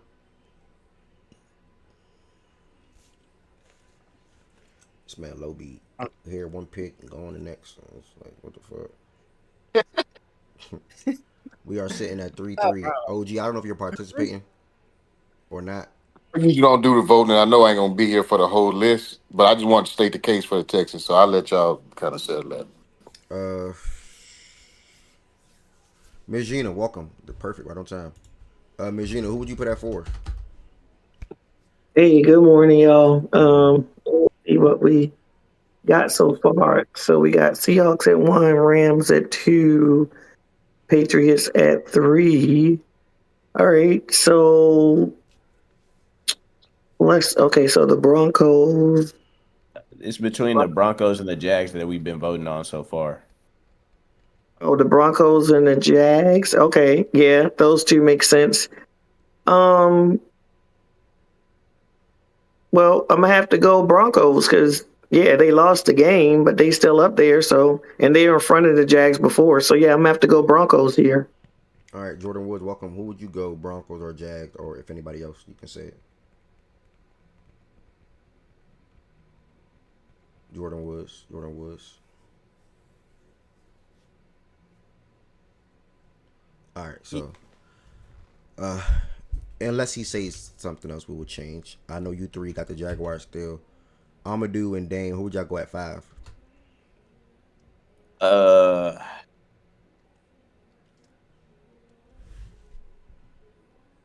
me, Let me see. I feel like it's the Texans here, but I mean they're really like 1A 1B, so I ain't tripping I'll go either way. Jags. I'm gonna go Texans though. I got Jags. Miss Gina, who would you go at 5? Jags. Jaguars are 5. I'm still Texans with Dame. Then I'm going Yeah. to ask Jordan Wilson. yeah. Hey, who had the Texans. head-to-head game between Jags Texans? They I split. mean, They I mean, split, Oh, but it's split. the most recent one the Jags. I mean the Texans won, but I mean it don't matter. They got the better win most recently at the Broncos. So. Jordan Wilson and D-Mac, who y'all got at 6? Texans. Who was 5? I'm sorry. Jaguars. Texans. Miss Gina. Texans. All right, and then I'm gonna start at the top with you. Who would you put at 7? Well, for me, it's the 49ers. No, I'm gonna go Bears. That's fine. Uh, Joe, Niners. D-Mac, Bears just be who? The Packers? Packers. Yeah. Ooh. Jordan Love did get hurt. But True. OT with Malik Willis. But Malik Willis did come in balling though, kinda. I don't know, man. No, I'm not falling for that. Did they start Caleb playing ass when Caleb Malik Williams was got in empty there? for the first 3 quarters. Who you got, Dan? Who I got? Me, I got that was a hard fought dub against a good team. 49ers beat the Colts, who were ass, but they dominated them. But And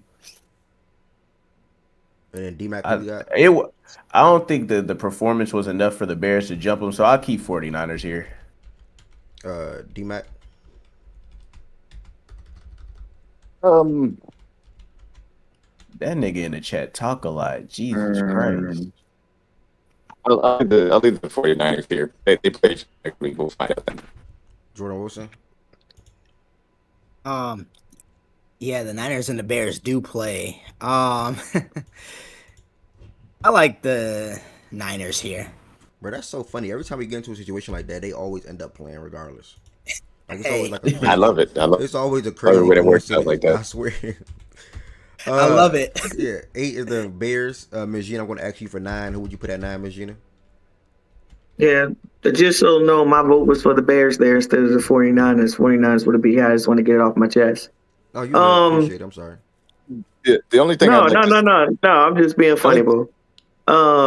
Let me see. So I'm looking at the Packers.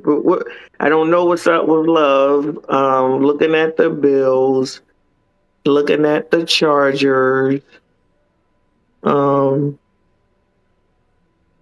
the Chargers just beat? Cowboys. Dallas. Oh, the Dallas. Okay, and the Bills just beat the Steelers. Browns. I mean the Browns. Okay, the Browns. Oh, okay. Packers. We're at 9. We're at 9 now. Okay. Okay, I guess I'm gonna have to put the Bills here. All right, my vote is the Chargers. Jordan Wilson, who you got? I also have the Chargers as well. Dane. I got the Do I want to drop? Yeah, this is funny. This is funny the way people talked about the Bills in previous weeks. No. The Bills are cool. Didn't they just beat the Patriots? That's a big win. No. They just beat the Browns. Yeah, I mean, No, that was the week that was before. the That was the other week week. before. Yeah, the Browns, yeah, their ass. For me, it was the That game- performance thing. That's why I understand. They didn't do it particularly handily either. I'll Yeah, say that's that why much. I It wasn't understand the convincing. Texans going back one spot because of the performance, and that's how I look at the Bills thing. Yeah, Like, the Chargers went on the road and took care of business against that Cowboys team. See, my vote was for the Chargers actually, but then looking at the list, I'm like, okay, the Bills were in front of the Chargers last week, so why am I jumping them? So that's the only reason why I said Bills. Well, my only thing with Gene is because also it's us not just winning, but also like how'd you perform in that game. Yeah. So it's like the Bills won, but like the game was kind of ugly, and they had a really Right, good yeah, the game. Browns was giving them a run. I agree. Change my vote to Chargers. That's what I wanted in the first place. I was just looking at the list and was like, why am I putting So I'm Nope. probably gonna go Chargers, but my question is like, how much do we penalize the Pack? Even though everybody behind them won, how bad or how much do we penalize them losing without Jordan Love on the to the Bears in OT? Has there been a report on Jordan Love? Is he out or what? Like, what's the situation? It's. I mean, the two teams, we won't behind find them out won, later so on in the it's week. cool. Yeah, just put me for Okay. Chargers. They should have won a game. The thing with I mean, it's kind of funny to do this, but like we're putting up 11-4 teams against a team that's 9-6-1. Oh yeah, you're right. Like we kind of gave the Packers grace low key for just losing last week because it was the Broncos, but it's like, and I get it, Jordan Love got hurt, but it's like, these other teams have already got their playoff spots locked in and shit. Like, granted, I'm not saying they're gonna miss the playoffs, but shit, like Packers getting grace, nothing new. you know. But yeah, All the right. Chargers to me. So we should got be the 9. Chargers at 9. We got the Bills at 10. 11. We're working our way down to, in my opinion, the Packers. They beat the Steelers, I believe, right? Yeah, they did. Yeah, and then I would go Steelers at 12. Do y'all agree with Packers, or do y'all want to flip that? Ooh, time out. Don't. What? Who am I We missing? scan over the Eagles for? Oh, The Eagles?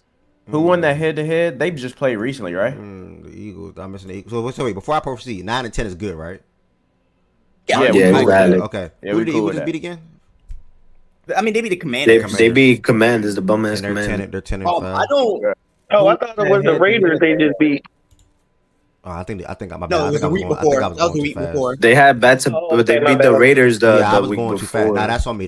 That's the Eagles. That's on me. Y'all agree with the Eagles at Hey, 11? look. Oh, what's up, They OG? beating up on bad teams, bro. Come on now. Okay. No, well, if we talking about beating up on bad teams, y'all just gave Wait, the Chargers credit for beating up on a bad team. The Cowboys wait, are time not a out. good team, The and y'all the just gave Cowboys them is better credit for winning. competition than the Commanders and the fucking Vegas Raiders, bro. Yeah, but I Time mean, out. bad is I I don't mean, know. Now we I ranking mean, the bad teams now. So I mean, you there are bad, but levels you of this You have level of to should we based bad. on should we on the Bad consider quality is of the bad. performance and Steelers wins. Bad is this bad, week? nigga. The Hey, Cowboys are bad. All them niggas is The bad. Chargers thing came back on performance, not and so Chargers played a quote unquote bad team. The Bills played a horrendous team. The Chargers looked better against the Cowboys. The Bills looked horrible against the Bills. I mean against the Browns. So they got the performance edge over for this one spot flip. And the Chargers and the Bills at 9 and 10 OG this week. I'm gonna put Eagles here. Should we consider the Steelers here? that's a good shout. Okay, so Eagles, That's Steelers, or solidified. Packers. Eagles, Steelers, or Packers. Wait, what's the Are we Eagles considering the Lions a good Steelers team? record? Yeah, but they beat a team from No, no, last week's list who's one spot above them. So I do. Patriots are great. I'm Eagles. It's just come down. I don't think the Packers or the Steelers are a better football team than Philadelphia Eagles. Yeah. and the Eagles beat the Packers Same, already. I That's got what I was Eagles. gonna say. Yeah, the They Eagles do. beat the Packers. Also have the Eagles. All right, so we got 4 out Eagles, and then we're going to looking at a 12 now. We know the next two teams. It's funny. Go ahead. It's funny. I agree with you, Ev, wholeheartedly. It's just so funny. Like I would be like, yeah, but I also think that they're better than the Chargers. But the Chargers did beat them a few weeks ago, so we can't even say that for the Eagles. But The Chargers yeah, I beat think the Eagles? Yeah, they did. Yeah, that a was couple that weeks overtime ago. Monday night Ain't they football whooped game. their ass? When Herbert had that. Remember the hit, yeah. remember the 5 turnovers? No, it was overtime. Yeah, the game, when he the game fumbled, with interception. The game he with interception. fumbled it. Tony Jefferson. Yep. Yeah. Damn, what a season that the nigga Chargers played is like having, man. ass. Shout out to the Chargers and the Jaguars, man. I ain't gonna lie. Yeah. man. Nah, the Are Chargers the crazy Packers, because are the Packers dropping injured down as hell. far for that one loss here, though? I mean, they keep losing though. We can't. It's just they can't keep getting grace for losing these games. So man. No, wait a minute. I thought they won the previous weeks. Nah, they're on a 2-game losing streak. it's two. It's just Oh, they on the 2-game losing streak? Okay. Yeah. Packers and Unfortunately, they losing. Steelers. Yeah, it's the Packers and Steelers and what we're gonna do with that. To be honest, I what it comes would- down to. Probably go with the Packers here. I'm the Packers myself. I think the Packers are a better team, but I damn near want to record the resume for the Steelers at this point, which is kind of disgusting to say. I'll probably still lean. I'll still lean Packers because they got the better record. They got better So, record. and they almost the record. I said the Panthers on a 2-game losing streak. Packers. Packers are, yeah. Oh, Packers. Okay, I thought you said Panthers for a minute.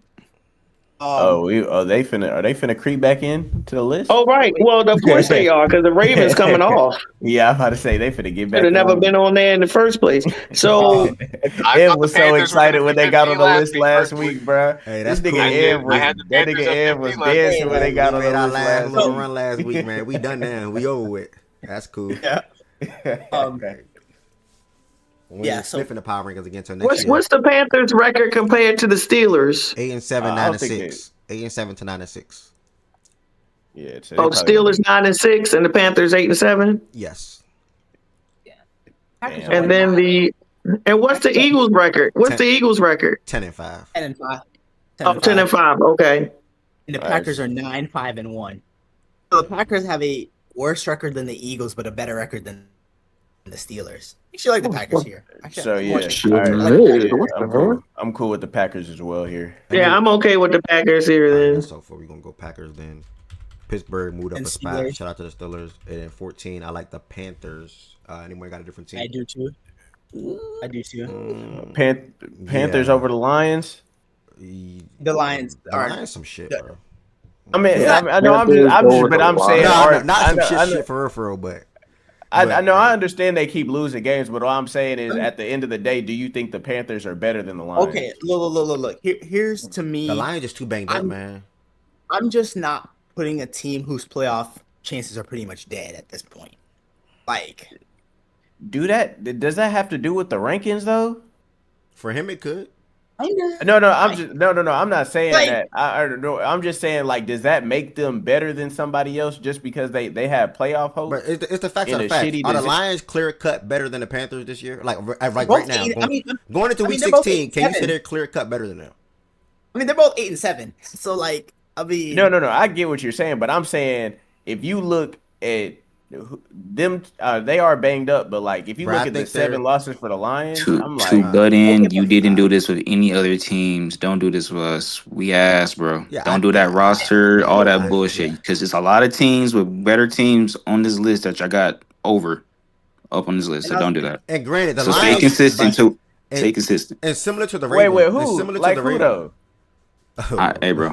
I'm not on the committee. I'm just saying, don't do the the Lions Why got a you better don't want- roster than them. why you no, don't wanna don't. be no. on the You're not on list mute, so Callum. You're not on bad? mute, I'm Callum. not part of the committee, bro. I'm just saying Dame, you didn't do that. Dame, the same way the Ravens made it by default last week, the Lions are literally going to make it by default. Nobody else can be 15.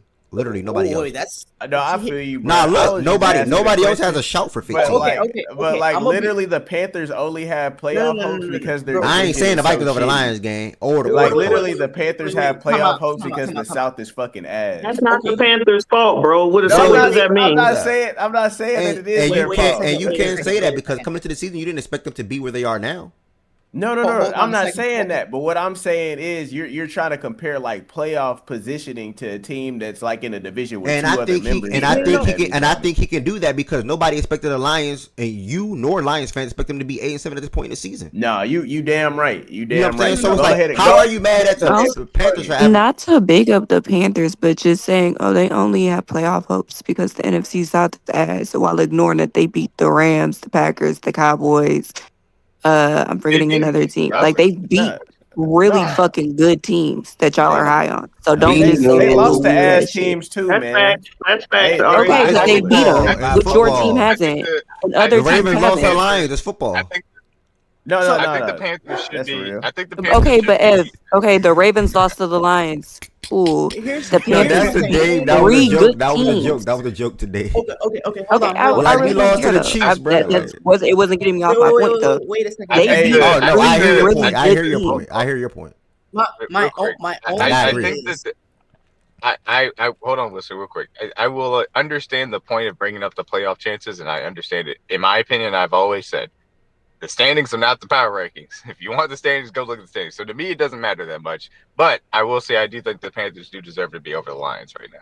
Bet, slide on. I just Yeah, asked a question. I don't give a fuck that much, bro. It's 2 8-7 teams, man. Put the Man, niggas they up. severely banged. Their defense is terrible. The offensive Yeah. line is not as good. And it's just that's all it is, bro. Like, Yeah, My bro. only- Yes, man. I'm Bro, looking y'all at this finna like, still be on the list, man. No, we're not, bro. nah, nobody. Should Yeah, they nobody. be Top 20 team, bro. Who else? Take Jordan it. Wilson. You keep trying to say that. Who else would you put at 15? The Vikings? Who? There's 15. Okay. There's 15 teams that control their own destiny for the postseason. There's 15 of them. Now, granted, But why did you bring that It up? don't mean they good though, dude. Why did you bring that up? Who's that 15th team? the team that if they beat Don't put the Carolina, Cowboys on here, man. Bro, Stop say the playing. name, dude. Like stop the you. Bucks. Oh, the Bucks. The Bucks. Right, put the Buccaneers on here, man. The Stop Bucks that playing. are the Bucks that Oh, have the- lost 6 out of their past 7 games. Right. Are you stupid or are you dumb? Damn. Dumb. I'm just saying. Like, bro, Jordan you gotta Wilson, stop. I No, can't- no, no, no, no, no. I'm dead. Jordan Wilson, I No, can't no, give no, you. no, I no, can't no, give you no. that one, Jordan Wilson. Nah. No. I'm Man, not put the saying- Colts on because- here. because it's not So it's who? not because I think the Bucks are there's even My only thing is the Bucks have something to play for, and the Lions, in all actuality, essentially, Bruh, probably hell no. I'm Man, not y'all doing got this, something bro. to play for. I'm not doing this. Bruh, I'm what not the doing fuck? it. I'm Bruh, not, this bro. this this Move season, along, bro. Stop all this bruh, yapping. I'm getting hold on. agitated. hell You no, man. that's fine. Ev, hurry up so we can talk about college basketball, please. That's fine. Ooh, Damn. That's fine. Okay, Boo. you can throw the let's Lions go Nah, 15. I don't care Cougars. how much Yeah, you nah, that I want Jordan to. Wilson. understand what you Jordan try to Wilson. I'm say, not Jordan there. Wilson, but Yeah, that's I, nasty. I, No, that's fine. I hear That's you at the fine. other spots, but not that one. I can't do No. That's fine. It was just me. the. Their season's over and Tampa's is not. So, that's all it was for me. The Lions That season technically is not over, Chill, actually. yeah, chill, chill. It's over. It's over. It's If over. the Packers I'm lose, just saying he's spoken yeah, absolutes. It's not over. Oh, yeah. yeah, What I they get said it. if the Packers They lose need the out and they Packers win to out or lose out and something, they win out. Yeah. yeah, that's what I think. Yeah, Fever Pretty dream. much. That's very Hey, possible, by the way. Which probably hey, won't happen, to be fair. But Tez asks, why are the Packers over the Steelers? The Packers on a 2-game losing streak, the Steelers on a 3-game winning streak. Do y'all think that should be Ooh. swapped or leave as is? we Mm. did it based off who they just lost to, and then I'm not voting. I'm just arguing. I think they said the situation of Jordan Love being hurt as well. I think that's what was like kind of the thing Well, as well. I mean, That this can is make No, but actually wait. sickening consistent for logic. me, but I actually thought the Steelers should be higher. Not like that. I need to wash my mouth out with soap, but Mm. I We agree can with vote that. I again. understand it should be. I don't remember the vote tally. I don't remember what happened I there think, either, so I'm going to no, I ask. Never think, voted. I'd ask for the Steelers at 11. Should the Steelers be considered at 11? Why are so the the Bears only, below though? no, because the thing about it was the fact that the Packers had beaten them, and the Packers had the better record as well. Now, Oh yeah, granted, obviously the 3-game winning streak, the 2-game winning streak, obviously made Losing it a streak. conversation. But it's like, yeah. okay, I mean, I think the Packers performed pretty well, and we already drop them like three or four spots. Yeah, we But dropped do him we from know 9 to when Jordan 12, Love is coming back? and they had lost to. I mean, it's a concussion. He ain't dead, It's not even but just Jordan Love, though. They might not even have their backup quarterback. Damn, Malik Like, Willis. Malik Millis what is happened to also Malik? hurt. Damn. Oh, He hurt his I arm didn't during even the know that. game. Yeah. Damn. Yo, how much does schedule factor into this? What do you mean? Please don't make the Patriots schedule argument. What you mean, Kenny? Where you I going with that? know, What's your what's your overall what's question crazy? over I that? wasn't gonna bring them up. What's I'm your just saying, overall? like, why are the Texans at 6? Texans have Where beaten you really want good him to be? teams. Damn, nigga. I mean, the Wait, Texans have beaten. They've beaten when the you Jaguars. ask that question, where do you want them to Who would be you at? put over the Texans? Let me see so I can know how to respond going forward. I'll put the Bears. The Bears over the Texans. Okay, so I think the Texans got slotted at 6 because the win streak that they're on currently, Yeah. 7-game winning streak. The Bears, in And comparison, is on a who 2-game winning streak, and then the Texans beat a couple of good teams within that streak as well. Like their last good one was The Bills? The The Texans Bills? last nigga. good win. the Bills. The Yeah, Bills. the Bills. Yeah, I the mean, Bills. they That was beat. I mean, that was 4 games wait, ago. time out. Does They that go away just because it was Okay, 4 weeks this ago? not wait, college wait, football where you had the top But yeah, three but also, guess what? like, guys. I will also say in their wins, their offense has looked ass, and anybody that wants to push against that, go talk to a wall. Their defense has been solid, that's what I'm saying. good, Like, the Yeah, I defense, mean great. the Texans But won like, games, let's but not that's act like they like weren't in a shootout with or in a scrape by game with the fucking Raiders. I mean, and that's why they got jumped. So here's the They thing, got though, Ari, leapfrog. because we had Kenny, that's we actually not a discussed. I'm bad. just That's saying not a bad against. shout, I'm Kenny. actually like So I'm he- so- actually just saying like to Kenny's point. I don't think the Texans have done anything. Hear me correctly.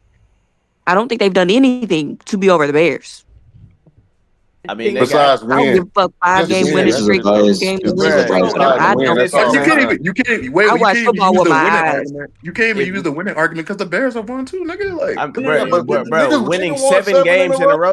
You think they got up My- that high my- because they my- The won? thing is, but Dame, that's not a good argument because the Bears winning streak was broken by the The Bears Packers. beat better teams The as Bears well. have beat way better teams than these I niggas. mean, Bro. That's not the true. Wait, Texans If they beat the don't lose, That is if the 49ers. true. That Bears is don't true. lose, That is if that is the that is Bears really don't true. lose to the That is true. Packers, That is true. Bruh, No, bruh, they it's beat not. the 49ers right They there, beat, nigga. they beat the They they beat the Oh, Eagles. y'all They beat talking the about overall? Packers. You talking They beat overall the season? Eagles. They My beat the bad. My bad. Packers. My bad. Like, I was talking about as of late. I was talking about Eagles a late. good My team. bad. My but bad. my thing is just My like bad, Jordan even Wilson. I though wasn't like talking about the whole but year. like Yeah, that not the whole. streak that win streak combo is dumb because the Bears were literally should be actually probably could be on a I can't count that quick, but like a damn near 8, 7, 9 game winning streak if they didn't lose to the only team they lost to was the Packers. And the Ravens. Other than that, Ravens. I'm talking about since after the Ravens when they went on their win streak. Yeah, I mean, They've literally been winning. Okay, yeah, the Texans are on a longer winning streak. Cool. I mean, they're both Who's though, looked like, better though?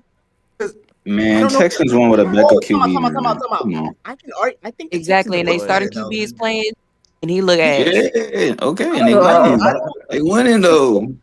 Wait If a second, Davis wait a Mills second. was here, they would be a different Wait a conversation. second.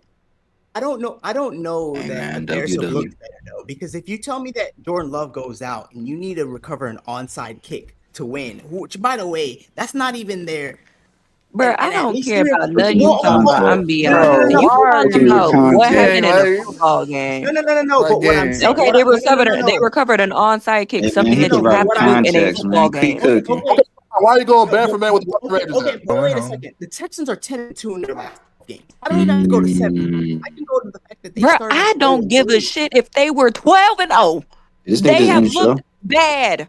Not like how the Hey, this Texans nigga just end I'm the about to show. say, Bro, I'm feel just like saying, all like that their matters. offense has not looked good, dude. bro. Oh, Our What are we defense like doing? that though. Their defense is the number Because one in the defense watch though. parties, we always talk about, dang, the Texans really offense looks Okay. terrible. No, Okay. that shit mid, no, but no. that The Texans- defense elite.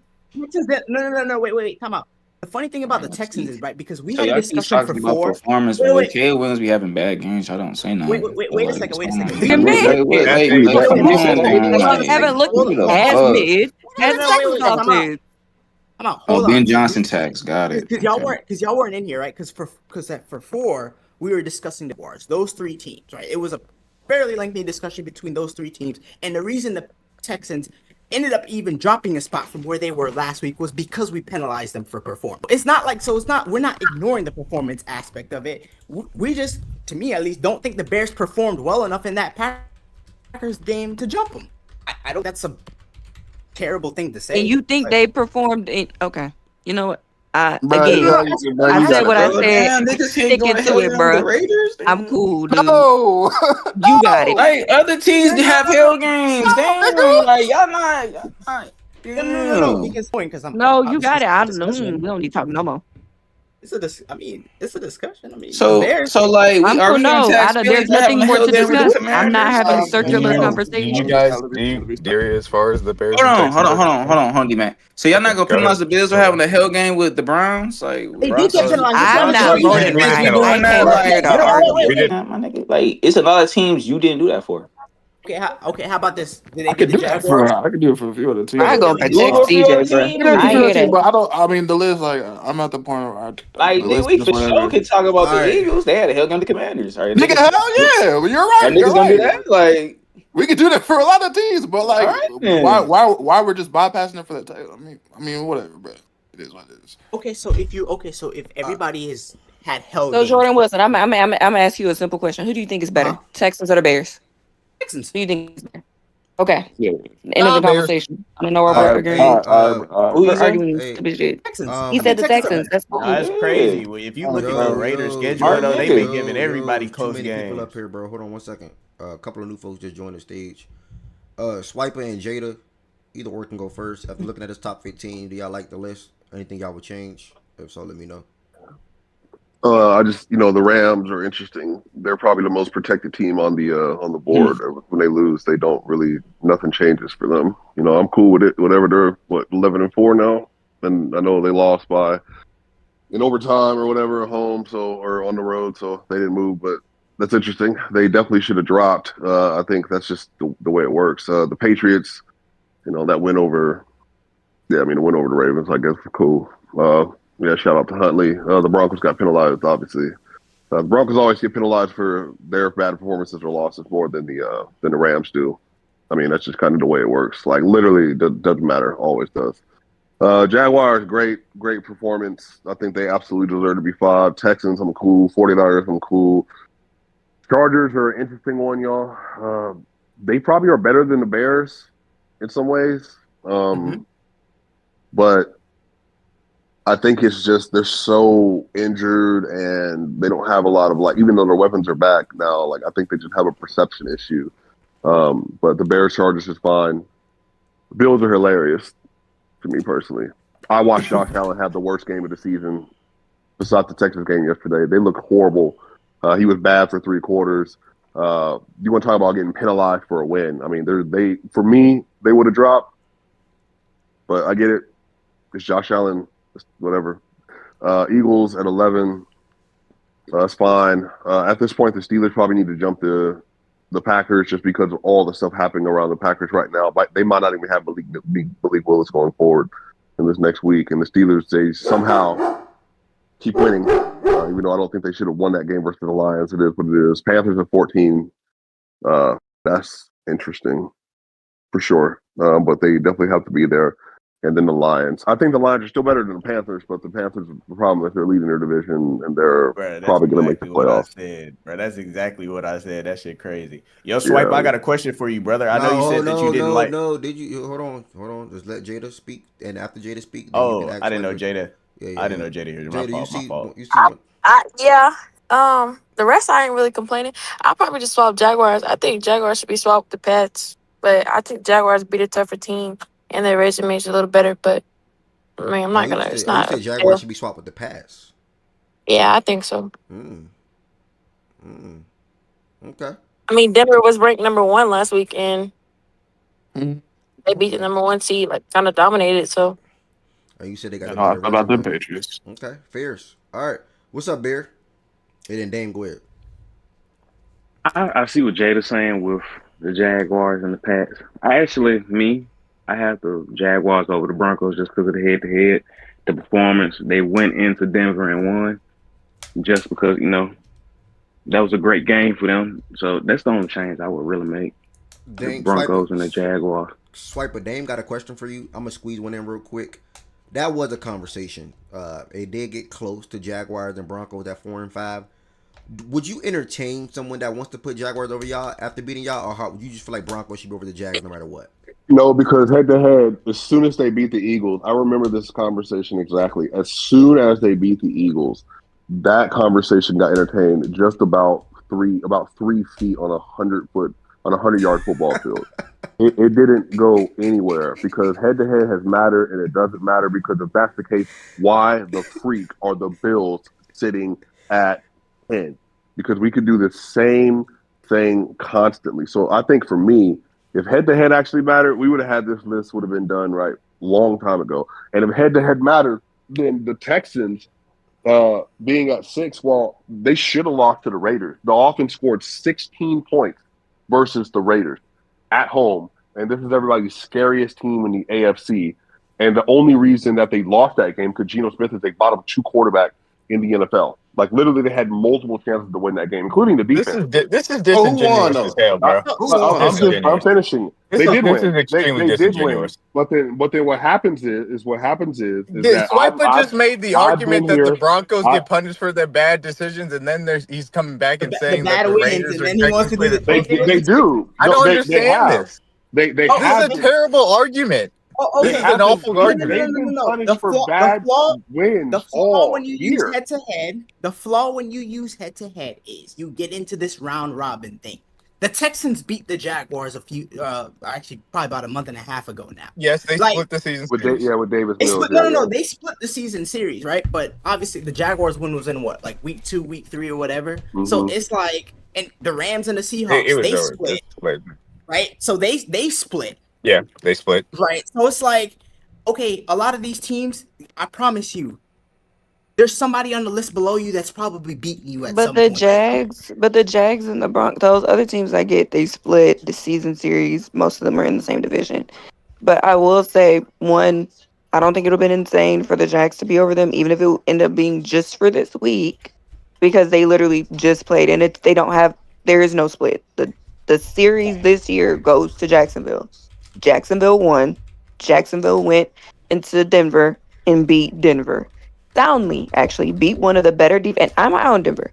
But beat one of the better defenses, or what people think is one of the better defenses in the league.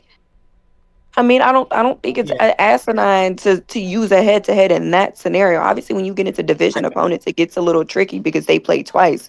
But using a head to head in a series where you only play once, I think is dumb. And saying that it's not, Yeah. or not using it, or saying that it's not valid, I personally think is dumb. Yeah, it has one piece of the criteria to me. I just didn't when I looked at the Broncos resume, I was like, okay, I don't see us being significantly better than the Jaguars resume. And then I'm looking at the teams and how they're trending. I'm like, okay, they've been playing pretty well on both sides of the ball. That's why I was excited for the game. And then the Jaguars went in there and beat them pretty handily. And I'm like, I would put them over them right now because of how they're I'm gonna, playing on both sides of I'll the say ball. Yeah. this. There's two teams in the league that's 11-4 that's beaten Denver. I get.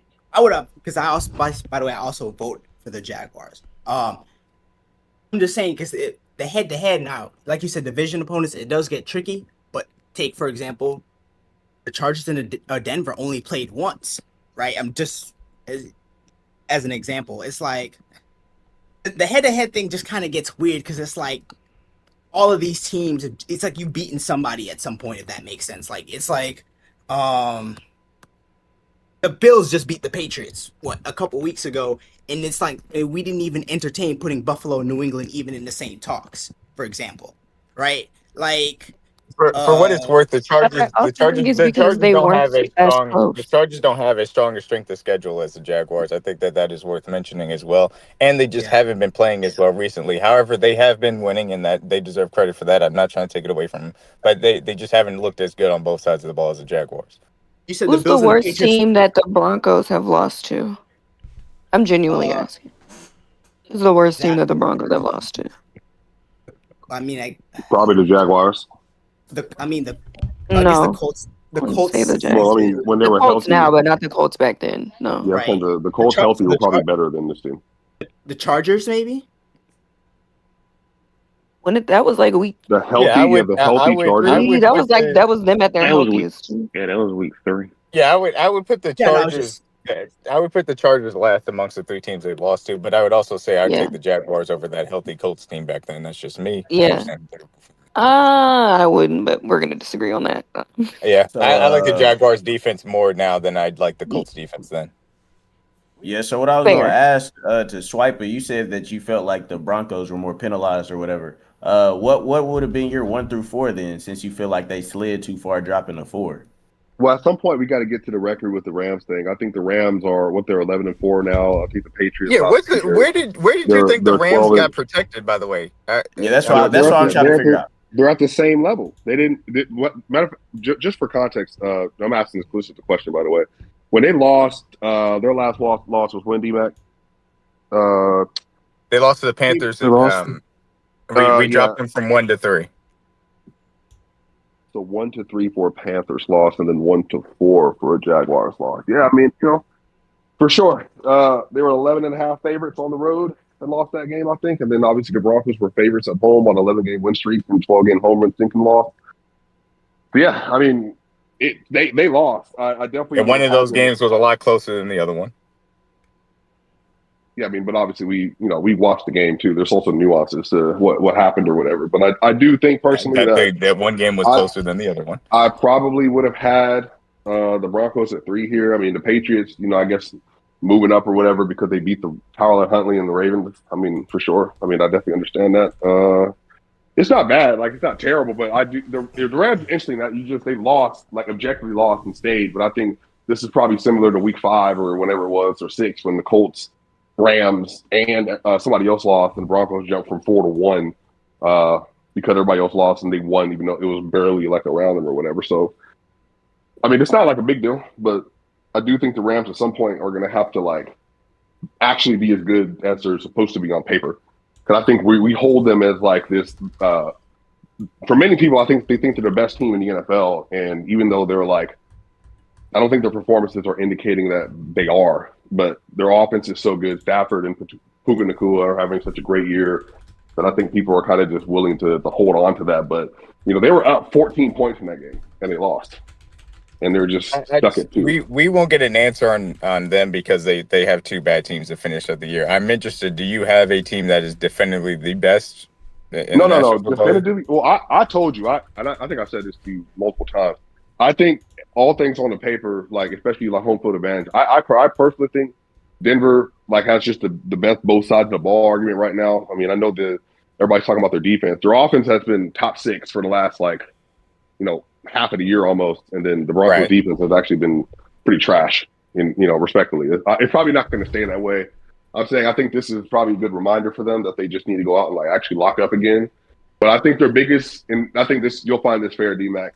Their biggest criticism why we weren't in on them because people said their offense isn't good. They don't know if Bo has some good, but Bo Nix has been their best player like for damn near 2 months now, and I think if we gave them the same grace for their offensive leeway as we gave the Rams to some degree, because the Rams have also had some spotty offensive performances as well.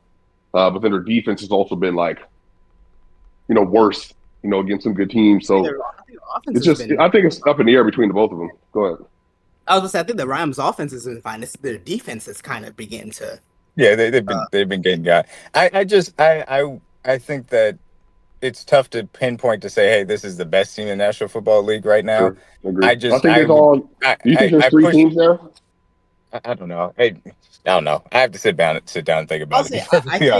I just think that real quick. I just think that we did punish them for the Panthers loss. That's all I wanted to say.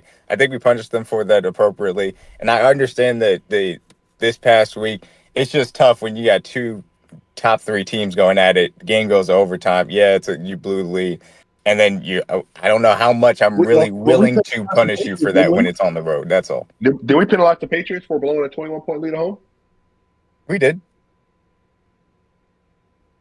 That I wouldn't. I mean, we both don't think the Bills are the Seahawks, right? And I was going to say, I don't think. Wait, how much did the Patriots drop for that loss when they blew that lead? It was like 1 slot, 2 slots. Yeah, I think. When was this? That was last week. Last week. They dropped to 4. Yeah, drop down or scroll down a little bit on this list. So they went from 2 to 4. What? Wait, the teams around them must not have. They must have lost as well or some crazy shit or something like that. Maybe that's why they ain't dropped. They went 2 to 4. Obviously the Rams. Who did the Rams play 2 weeks ago? I don't even remember at this point. It's all blurring together. Who did they beat? They dominated somebody. Well, it's probably like the Titans or something, bro. So the Rams and Seahawks jumped them. They both won. The Texans, did they lose a game? So they won in that time. The Rams 2 weeks ago they beat the Texans played the Cardinals. Right. It was a close game, or was it? They blew out the Cardinals. Oh, in the second half, they blew out the Cardinals. Yeah, you could have maybe argued to try and put them over the Patriots. I suppose the 49ers, we to get there. I don't know. I understand why you could have that question mark. I think that it's a little bit different for me because I don't look the Bills on the Seahawks level as far as the team is concerned. Do y'all up here think the Patriots are better than the Broncos? No, they don't. No, no. I don't. So that's what I'm saying. I don't. Wait, you the nigga who put them there. No, but how y'all think? Listening to y'all talk, how do y'all think the Jaguars are so good of a team? Oh, let me finish. How y'all think the Jaguars are so good of a team? Hold on, let me. Oh, my bad. I thought I came in when it was quiet. No. I was gonna answer your question though. I was gonna say I don't know. I'm making my last thing. How y'all think the Jaguars are such a good team, but then when the Broncos drop the game to the Jaguars, they go from 1 to 4. Just because somebody on YouTube said the Broncos dropping 3 spots is nuts. But if y'all don't think the Patriots are better than the Broncos, I think they're all on the same level. Like I don't think. I think the Patriots on the same level as the Broncos. I think that the Jaguars are a really good team. He said they're on the same level as the Broncos. Yeah, overrated. He said they're as good as the Broncos. Overrated? Yeah. They were in a war with the Ravens. with a losing record, and the only reason they won that game because You've been in wars all season. You've been in wars with the Giants and Jets in back-to-back weeks. That does not mean shit, bro. You're in wars at home with the Giants and Jets. I'm good. I'm super good on the wars, man. You've had your moments, dog. That does not mean that you're disqualified. Hold on. No. Let me explain. Let me tell you why. The best team you beat is the Bills. And that same team. So that is a fact. So swipe. No.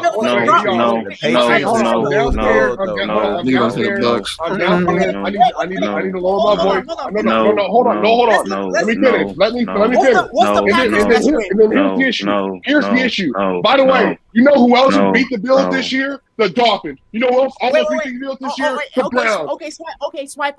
Let's play in the last game. 5 weeks. Okay, let's look at this power ranking, right? Go through 1 through 15 and tell me right now the Broncos' best win and where they're ranked. Bro, what? Tell me at the time when they played. Now, let's do that. At the time when they played, where were the Packers? Where were the Packers? Where were the Packers at the time they played? They lost Micah Parsons. They lost Micah Parsons. What? They lost Micah Parsons. That wasn't the Micah Parsons just got hurt. He got hurt at the end of the Broncos game in the third quarter. End of the game. That was a close game. It was the end of the third quarter. The Broncos were in the red zone, down 21-23. They were. So Swiper, Swiper. So he got hurt. You don't think if he didn't get hurt, he couldn't have made some kind of impact in that game? Let me re-walk this down for everybody, just so people can remember, because a lot of people misremember. It was at the 25-yard line. The Broncos were within scoring range. He went down getting juked again. I'm finishing. I'm telling you what happened. Bo Nix had 3 touchdowns. He had more touchdowns than incompletion when Micah was on the field. Had a 96 QBR with Micah on the field. That's what happened. And they were about to score again with Micah on the field.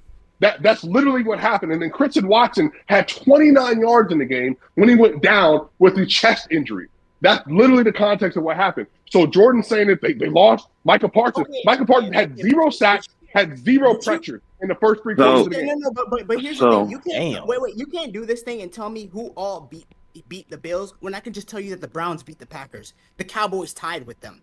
They almost lost to the Cardinals. And guess what? The Packers are still. And guess what? The Packers are better by far than any team the Patriots have beat. By the way, the Eagles, when fully healthy, by far are better than any team you beat. Yes, it is. You played the Bills in the Buccaneers. What are the Packers better? Are you saying the Bills are better than the Packers by a lot? I'm not. No. I'm saying they're all in the same boat. No, they're not. They're factually. Yes, they are. They're not. Yes, they are. The Bills have no defense. Literally, their defense sucks. Bro, the Eagles' offense. Go ahead, Jada just could. To be fair, don't lie to me. Don't lie to me. The Eagles' offense went MIA for 10 weeks. What are we doing? The Eagles are the NFL so mid this year, bro. Number 1 in the power rankings every single week. Every single week before that. And then what happened? And then what happened? Nah, D-Mac. D-Mac, the Eagles and the Packers are better than the Bills, bro. Wait. If they were healthy, yeah. Okay. I don't know. Okay. They're both missing their most impactful defender right now. Hey, Jordan Wilson, bro. Jordan Wilson, are you actually sitting here trying to argue if the Bills are in close? That win is close to the Packers or Eagles when they're healthy? No, bro. Because then don't lie. I asked you what the best win you had this year. It's the Bills. That's it. Yes, I think it's close because here's my thing. This thing. How is it close? The Bills are good. No. Hold on. Before they went on the 3-game winning streak, y'all was doing this thing with the Eagles where you were treating them like the team of last year. And when they kept scraping by, and the offense kept being mediocre and mediocre. Just say the Eagles suck already. Jordan Wilson, the reason I know he's being nasty, he picked the Eagles to win that game because he thought they were better on both sides of the ball than Denver. They lost. And then this was the first week of October, though. And then y'all watch this. And then week 12, going into week 12, Jordan Wilson, that nasty man right there, thought that the Kansas City Chiefs were the Stop, barometer for whether or not the Denver Broncos stop were good. changing the And subject. then the Broncos beat them, and then okay. the Broncos beat them, and Jordan Okay. Wilson himself We said, knew we were going to get to the Chiefs contender. mention eventually. Bro, No, yeah, but no. Swiper, get back to the point. he said that is when he knew I'm they not were talking contenders. about. Hold on. I'm not talking about the Eagles of Week 4 because they picked up 5 No, losses. I'm no Jordan Wilson. See, that's the problem with you, Jordan. That's the problem with you. I heard you in chat. Tell me if I'm lying. He said himself that he doesn't believe in the Broncos team until they beat who? The Chiefs, because he viewed the Chiefs as still the best or second best team in football. So when the Broncos beat them, healthy, mind you, with their offensive linemen back, including Josh Simmons, he said out of his mouth, that's how he knew the Broncos were actually contenders, even though they had already been on a win streak going into that game. He said that D-Mac thought that the Chiefs were better than the Broncos going into Week 12. Y'all, it's Week 16. Why am I getting thrown into this? I'm not no in one this. is saying they're not contenders. That was a month I'm in ago. this. That was a month ago. But how nobody. did the narrative change that they haven't But beat better teams than the they Patriots? still, no, because the Patriots are every bit contenders as the Broncos are. Who have their Patriots beat on the level of any of the teams that you have had above the Chiefs? You're positioning the Eagles and Packers as significantly better than the Bills. We don't even think that. Look at their position on the power rankings. Wait, what happened? We don't look at the Eagles and Packers as significantly better teams than the Go Bills. to when they won. Go to no. This is not. You can't give a fuck about when they won. I'm talking about how they are. Wait, what are you talking about? Now they are now, but that's not where they were when they played. We are talking about now. We're not talking about a month ago. No, that makes no sense. Because you have to go based on where they were on the list at the time they played. Otherwise, the Chiefs win now. You really don't. Okay, fine. You dead though. The Broncos beating the Chiefs with Patrick Mahomes when they, as opposed to beating them with a QB3 this year, that's the same thing. It's the exact same thing. That makes no sense. Okay, watch this, Ev. Go to the power rankings real quick and tell me where the Bills were ranked when the Patriots beat them. What week was that? You gotta tell me the week when you say something like that, though. It was week 4. Well, they played in week 4, week 5ish. That week, so the Bills were 5, and also week 4. No, after we beat them, right? They were because that was their. So they were 2, and then y'all beat them with. They were number 2. They were number 2. They were number 2. Like if Swiper's gonna do this song, where are the Eagles? Where are the Eagles? Week 3. Eagles were the Eagles? one. Week 3? They were number 1. Right there. Okay, Right Eagles they were number ahead of the 1. Packers. Now, hey, brother. The Packers were 8. The Packers were 8, by the way. My black brother Ev. Now go to where the Chiefs were before Week 12. So I can just go through this in my head real quick. The Chiefs were because you said the Chiefs were the barometer for if they were. We were 15. We were 15. They weren't ranked week 11 and week 12 they were 15. Oh yeah, week 11 we weren't ranked. Yeah. Yeah, people were already out on the Chiefs by then, brother. That doesn't Bro, go stop it, bro. This is disgusting. Y'all all said the same thing. You all not y'all. D-Mac, I'm not even trying to come at you because it's already done. You said that the Chiefs were going to win that game and they were better. Sure. I thought that they were. The Broncos are not contenders, bro. Okay, and Jordan Wilson said the same thing. I don't know why you're making this about the Chiefs. We're not in this. Because my whole issue with Jordan is Jordan doesn't even actually believe at the time they played that the Bills were better than that Chiefs team. And he doesn't believe the Bills were better than the Packers team. Here's the issue with your or argument. the Eagles for that matter. But Swiper, here's the issue with your argument. You're talking about how. Hold on, Jordan, real quick. The issue with your argument is this: you're talking about how this individual viewed this team. When we're talking about today, we can retroactively say, "Hey, man, the Chiefs just aren't a good team." That's just the reality situation. We didn't know it back then necessarily. Some of us didn't. Others, apparently, according to the power ratings, did actually know it and believed in it from that perspective. We can look back and say, hey, these teams are kind of in these range from this D-Mac, you know what? You're right. But the thing is, D-Mac, here's the problem with the way your brain works because you're intelligent. If I was talking to a rational human being, yes, you're correct. I was talking to an irrational human being going to week 12 who said, despite all that, the Chiefs are clearly better than the Broncos. That's what he said. That's something he has in the head. You didn't cook on that shit, nigga. I have no problem admitting my bias was there, and I thought. No, not you. Not you. I'm talking to Jordan Wilson. No, you are an actual Chiefs fan. You have a reason to do what you do. Jordan Wilson was vicariously living through Patrick Mahomes the whole season, and then all of a sudden, when they lose, He's like, you know what? They're not good Okay, as I thought they were. That's literally what he did. No, Swipo, because you do this word vomit thing where you talk people off a ledge and try to get people off the main point. So let's go back to the main point. What you said earlier was, hold on. What you said is, what you said is, well, Jordan Wilson, if you said the Broncos would be contenders if they beat the Chiefs. Well, guess what? It's not. I still think the Broncos are contenders. All I'm saying is the Patriots are in the same tier as the Broncos. I've said this about the AFC. No thanks. I've seen you versus comp. I've seen you versus comp, and your comp. I've said this about the AFC. Your comp is the Bills. And by the way, you want to have a conversation? I've said this about the AFC for the last month now. And watch this. And watch this. Whose quarterback has played better versus comp than the other? Drake May or Bo Nix? Since we're doing this, let's go through the list.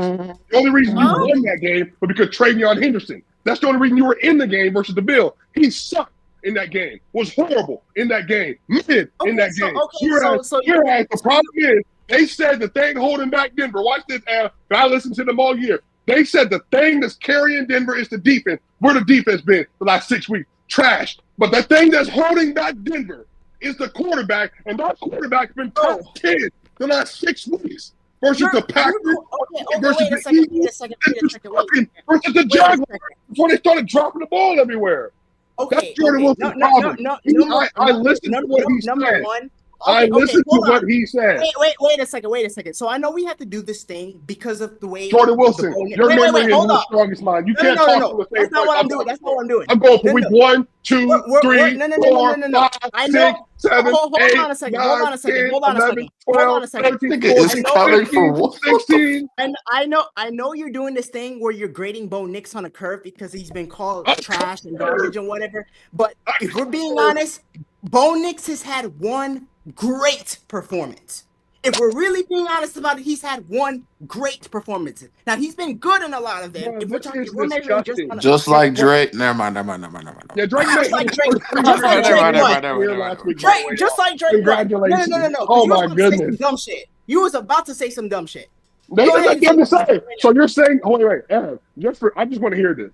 Bo Nix from Ev, because I know Jordan couldn't glaze. Bo Nix didn't thoroughly outplay Patrick Mahomes from wire to wire in that game. It was good. All right, come on, bro. He made 5 or 6 huge throws. Come on, bro.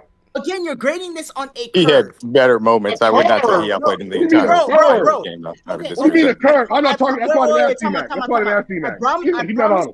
Wait. I promise you, if you replaced Bo Nix with like Matthew Stafford or something, and we looked at the performance. The MVP. You're right. I agree. Fine. The 38-year-old MVP. You know what? Hey, Ev. Matter of fact, let's do this. I guarantee you, if the Patriots replace Drake May with Matthew Stafford, they're better this year. I agree. Matthew Stafford's been better. That's not what I said. I said, okay, if we replaced Bo Nix with Jordan Love and we looked at that performance, we would have said, we wouldn't really have batted an eye that much. We would have said, oh, he was good. But because it's Bo Nix and because of the way. No, because we watched the football game. That's why. We watched the football game. Bo Nix was That's the problem with you, Jordan. You don't watch enough football. That's the problem. You don't watch enough football. No. The problem is you tap dance for Bo Nix now after calling him bottom 5 for a lot of the year. That's the issue. Because he was. That's the difference. This is why. We gotta wrap this up in a minute, y'all. But go ahead. That's cool. But this is why I can talk from a place of authenticity, because I hold him to the standard of a starting quarterback that I would have. And when he was playing bad, I said it in here. Thompson had to tell me, Swiper, you got to relax. Whereas for this guy right here, it doesn't matter. His favorite quarterback, Josh Allen, plays trash. Well, look at who he has thrown the ball to. He makes excuses. I don't make excuses. The last 6 weeks, he's been better. He's been great. So I give him praise. When he wasn't good, I don't give him praise. That's the problem with you. You said, despite the fact that the Chiefs were garbage for most of the year, you said that Denver was worse than that team, and then they won. Oh, now they're contenders. But now, hey, we got to look at that win in hindsight. Okay. That wasn't that good of a win. You know what's funny? Because passer rating, I don't even care for the stat, but Bo Nix has one game in the last 2 months with a passer rating over 90. And 90's slightly below average. Like, I'm not like Bo Nix has had good games, but you're doing this thing where How many games have Josh Allen hovered 90 passer rating last 6 weeks? I'm sure Josh has not been. Josh has been mid by his standards. That's been said in here But verbatim. did he not? But did he not play? Never mind. Go ahead. It's been said in here verbatim that quarterbacks in general, they're graded to what our expectations of them. So when you perform way above what we expect you to do, you get more praise.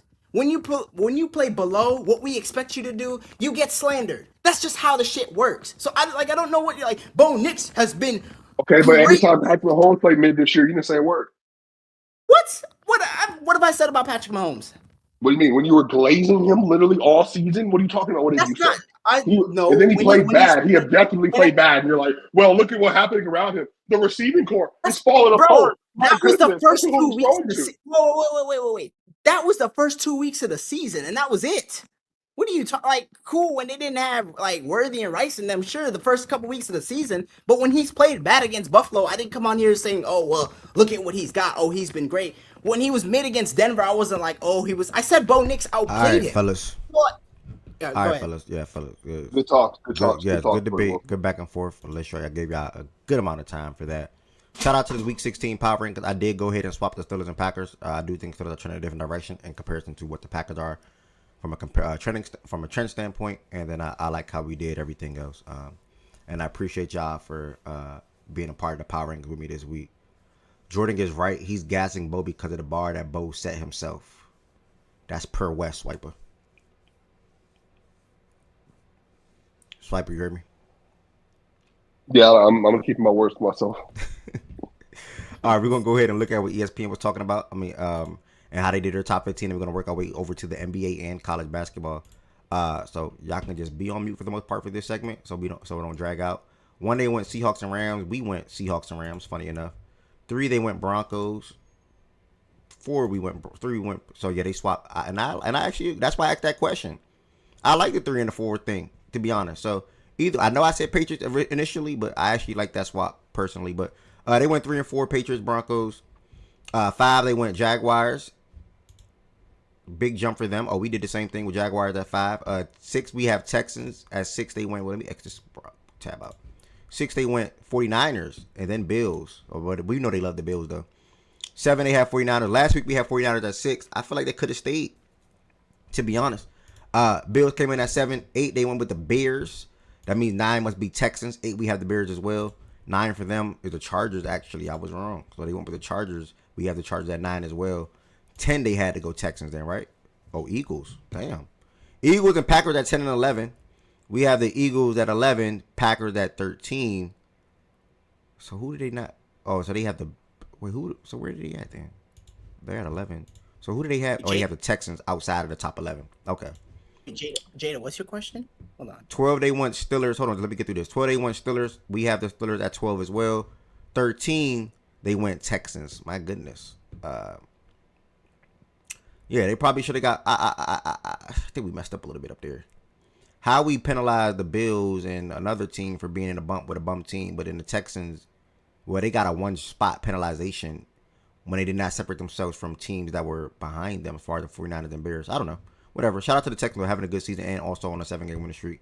14 they went the Lions. We have the Lions at 15, and in 15 they must have went Panthers. Oh, Colts actually. So Panthers 16. They should swap that. They're tripping. But yeah. Pretty much the same teams, man. Shout out to those teams, man. Shout out to ESPN. Let me see. What did Jada say, Jordan Wilson? She said, "Can you ask my question about?" If the Packers and if the Patriots and the Broncos play, who you got? It's a 50-50 matchup. I mean, the game's in Denver. I think Denver would get the edge. If the game is in New England, I like us. So I mean, I don't know. It's what does your home crowd got to do with the game? Your home crowd is garbage. The Bills march down the field on you. No, it's not necessarily so much our home crowd, but it's you not being in Denver. Do you don't think that plays a role? That'd be like the 6th toughest place we played this year. Respectfully, shout out. I mean, okay, I guess. But I honestly, even in Denver, I feel like we have a good chance as well because I think we're the only team in the NFL that's undefeated on the road. So, yeah. Now, who have you played on the road this year? We beat Buffalo in Buffalo, so I think that's cool. All right. Thank you everybody that's watching so far, and also that's a part of the Power Rankings. One last reminder, y'all, the Facts and Stats Awards show is Friday at 6 p.m. Make sure you all pull up. It'll be through Discord. If you want to watch it, you can watch it on Twitch if you don't want to join the Discord stage. At the time, I gotta set up the Discord thing, but it's gonna be you're gonna talk through Discord, but you're gonna join through to watch if you just want to watch on Twitch. And it's not too late to vote. You have until tomorrow at 8 p.m. Eastern time. But I just dropped the link in the Twitch chat, Jada. Please just get it out the way now. Also, I'm going to drop that link in the chat on Twitch, and I'm also going to drop it in the chat right now on YouTube. Again, the award show is Friday at 6 p.m. Eastern time. If you can, pull up. Tell a friend. Turn up. Let's have some fun, good entertainment. We are recapping the 2025 year inside of the Fact and Stats community, which I do appreciate with all my heart. All of you all that support the show. Prior to the award show, we're going to try to get a versus going. Last week, last week, and Kenny, resend me your address, please. Last week, or because you told me to send me the size, not the address. Last week or two, Kenny won a last week. Kenny won a versus. Shout out to Kenny. This week coming up, it'll be probably another shirt giveaway, and or to make a twist to it, y'all can do like a pot for the ones that's participating in the versus. Y'all can put like a $5 to $10 in the pot. The winner will obviously get the whole entire pot. And if DMAC wins the fantasy football championship this weekend coming up, he's also going to gift $50 through a versus though to that particular winner on that Friday, which would be like January, whatever it is. I can't remember the date. Let me give you the date while I'm talking. That'll be January 2nd. So whoever wins, it'll be another versus on January 2nd. Whoever wins that versus, if DMAC wins the championship, you'll get $50 from DMAC. This Friday coming up, you'll either get a shirt, and or I would love for you all to make it like more interesting, more spice to it, more spark to it. Do a small little pot, $5, $10 entry to winner take all. Obviously myself, Byron, and others will be judges of that if Byron is not participating and so forth. So just keep that in mind. Again, the award show is Friday, 6 p.m. Eastern time. If you do win an award and you are present, please give a small speech though. If you win an award and you're not here, then I would just say some words about that person if they're not here at the time. So that's pretty much all I got to say. Next thing on the show today, we are at a good slate. What is it, 132? I want to try at least 3 o'clock today, y'all, because I got to try to change a freaking light bulb. But we got college basketball and NBA to hit. If you talk about either of these sports, I want to talk about either of the sports, feel free to hit the stage now. If you want to talk about college basketball or NBA, feel free to hit the stage now. Shout out to all the players that made the Pro Bowl in the NFL. Not much to shout out there, but I can't pinpoint on that right now. Are you surprised the Ravens are tied for the most in the league with 6? Oh, I didn't even know we were tied for the most in the league at 6 because this is the fewest that we got in over 10 years. So, and like the teams that have 6 this year are the Ravens, Broncos, 49ers, and Seahawks. That's not good for the league then, because this is our fewest amount. I'm surprised we even got 6, to be honest. But hey, yeah, hey, Zay Flowers is the second Ravens wide receiver. I mean, the first Ravens wide receiver to make it twice back to back. First Ravens Zay Flowers made it. Yeah, he's the first Ravens wide receiver to be Pro Bowl in our whole 30-year history. So, second time he did it back to back years. So, shout out to Zay Flowers. Really, all I can really say about that. So you got Jordan Stout, Tyler Lindenbaum, Patrick Ricard, obviously. Roquan made it. Yeah. Okay. And then Kyle Hamilton. I think Linderbaum third straight year too. So yeah, we'll pinpoint some of the Pro Bowl stuff and also talk about these. Well, not really, but try to talk about them Thursday Christmas games on Friday's show. So the show is going to be recapping NBA Christmas game, which is a phenomenal slate. Talking about the football games on Thursday, which I'm not watching. I'll be lying if I watch a lick of any of them games. The slate is just terrible, due to the injuries and stuff like that. And then we'll be getting to the musical side of things of the show. When it comes to probably a single or so, to get to the verses, then I will prep us for the award show. May take a break between 5 to 6 or something like that, but the award show will begin at 6 o'clock live on Twitch and also through Discord. And I'll set that all up within the next 48 hours. So with that being said, it is probably better for me to take it to the college side of things real quick, and then we'll close out with the NBA.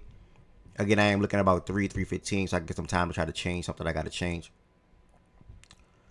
Within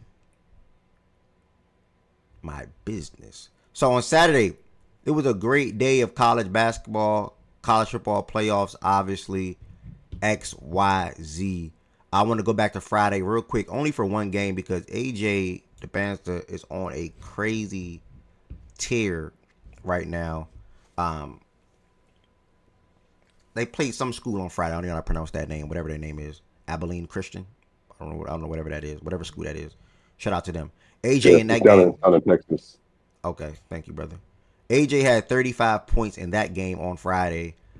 He was 9 for 12 from the field, 17 for 20 from the free throw line, 6 rebounds, 4 assists, 3 stocks, and 4 turnovers. I pointed out about a month ago, or probably like 3 weeks ago, how one of my favorite things about one of his box scores that I was looking at was the offensive rebound. Your mom went there, damn. Shout out, Shan.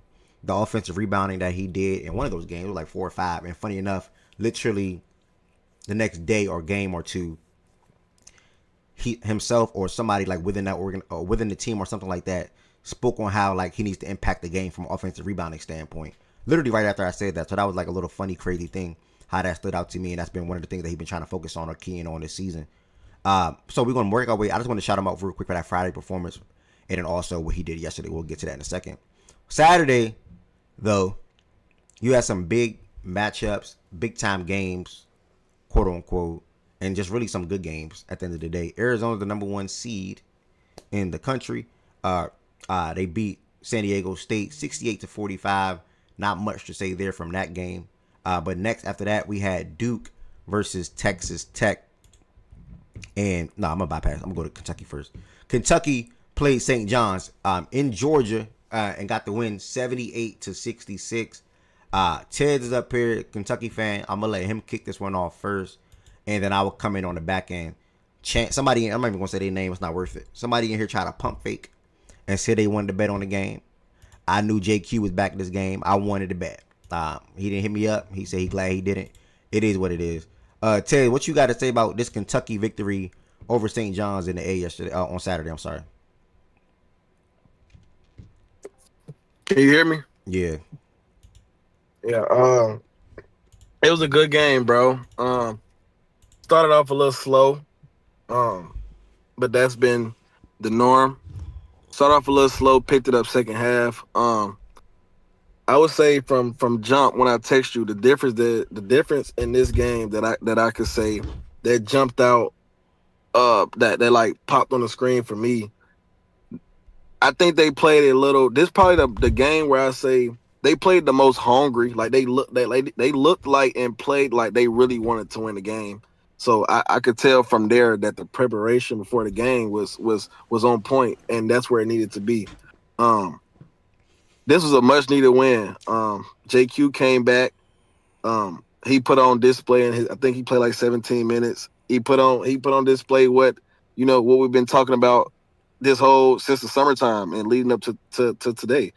Is he's a big need for the team, bro. And I will say as soon as he came in, actually him and Jalen Lowe, once both of them came in, the game instantly changed. Like it instantly changed, and that's our point guard, and that's our big man that been out there the whole year. So we're obviously a different team with them playing, bro. And I'm glad that they got to play, that JQ got to play in this game. Is a big game before the New Year's break, Christmas break or whatever, and was able to put on display what he did. Jalen Lowe, our point guard, came in and he just played like an all around point guard, bro. We played very fast with him.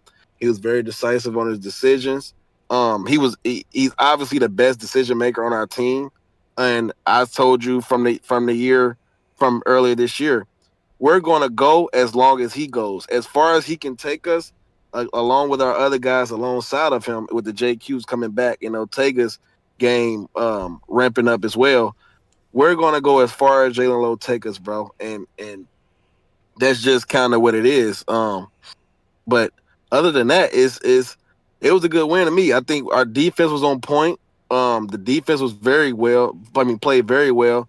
Offense still going through slumps though. We still got to make shots. There's still a problem that we have that hopefully along throughout the year that starts to change.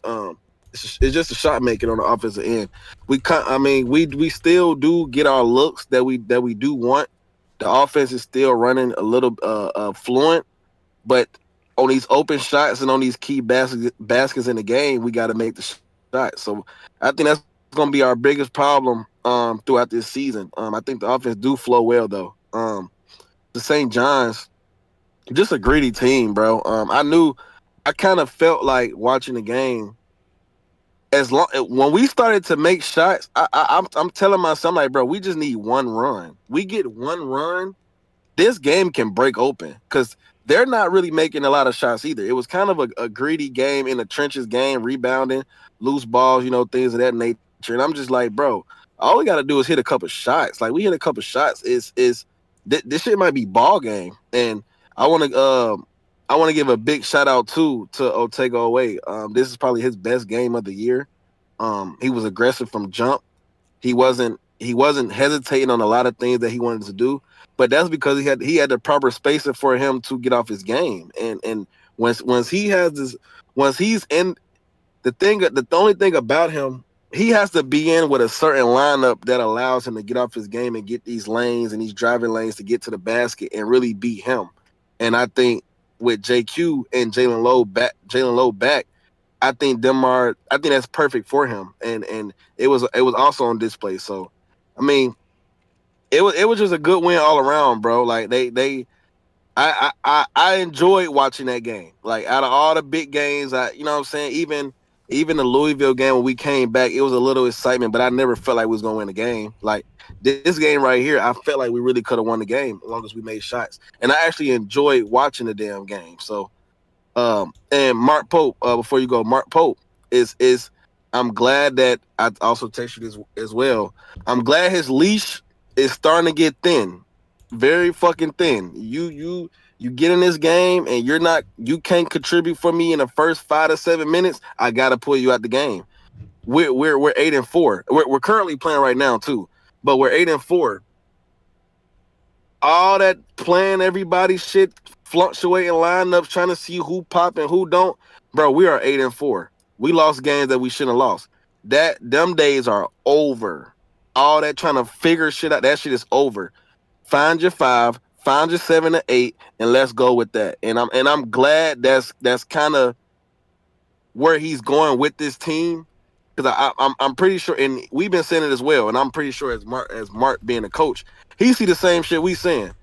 This shit ain't go as planned. Like all these 12, 13 players who you feel like you can play, it ain't go as planned. So now that the leash has to get thin, and it's time to really play who the fuck deserve to be playing in the game. Rather than whoever the name. If Ortega's playing bad, you take him out the game. If fucking Colin playing bad, which he did in St. John's, but you see in the second half, he played about 2 minutes in the second half. Like and he's a starter. So I'm glad to see that he's coming off the nice guy act, bro. The being too nice and shit, and you know what I mean, trying to do as much as he can. And I want to get a credit to him as well on even off the court, man. He the Louisvilles, the Michigan States, who else the Gonzagas too. Like he faced a lot of shit, bro, with the fan base and the media. He faced a lot of shit, bro. And I think this was the game to really get them type of things off his shoulders and kind of release a little bit. And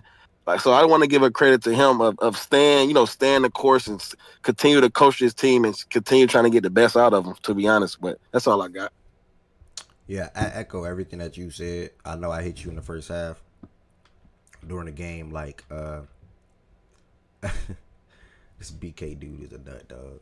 I asked you during the game, like, man, I don't know. This shit looking shaky, nigga. Like, the fit, I ain't feeling it. Like, I feel like we just whiffed on everything.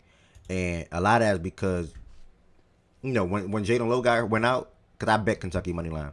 When Jalen Lowe went out, I'm like, oh, shit. Like, I don't see how we going to win this game because I know what we look like in games without Lowe this year. And he came back out of halftime. And I was surprised. A lot of Kentucky fans were surprised, to be honest. And they spoke on Twitter about his toughness and things like that. And, you can see the impact that and JQ had. JQ had a game where he can remind recruits that it's okay to still go to Kentucky as a 5-star recruit or transfer to Kentucky, right, as a 5-star, a highly touted recruit or a highly touted guy, prospect. And his impact immediately was there. First game, he changed the whole entire game. A couple of things that I like about the game, or even just his box score right here in general on the screen. My big man down low. My bigs combined for 11 offensive rebound. My trio, I don't count Brandon Garrison in that. Shout out to Brandon Garrison though. But my trio is Malachi, Mo, and JQ. They combined for 11 offensive rebounds and 6 blocks. That changed the game right there. They both had 2 blocks. All three of them had 2 blocks apiece. To be honest, so I think when that happened, the whole entire second half shifted. The team is playing better basketball, and I want to give one more shout out to somebody that you didn't shout out or speak on, Cam Williams. Kentucky. Yeah. I forgot. Yeah. Kentucky gonna get caught up with the outside shooting. It's just reality situation. Like like if we lose the game in the tourney, it's probably gonna be because of the outside shooting. We are a weak 3-point shooting team, and we're banking on like Colin and Cam and Trent when he's on the court, and or Jasper if he's on the court as well, to produce at that level on a good or to produce on a good level. And Cam went on a mini run himself in that game. I think he knocked down 2 or 3 threes. Yeah, 2 threes in that game. You see 2 for 5, 2 for 6 from the field. But we needed that though when he did it. It helped keep that run going and keep that momentum going, and it was rocking. They was into the game. The energy was there. The effort was there. The intensity was there. So really, man, I just echo everything that you said. Shout out to this whole entire Kentucky team.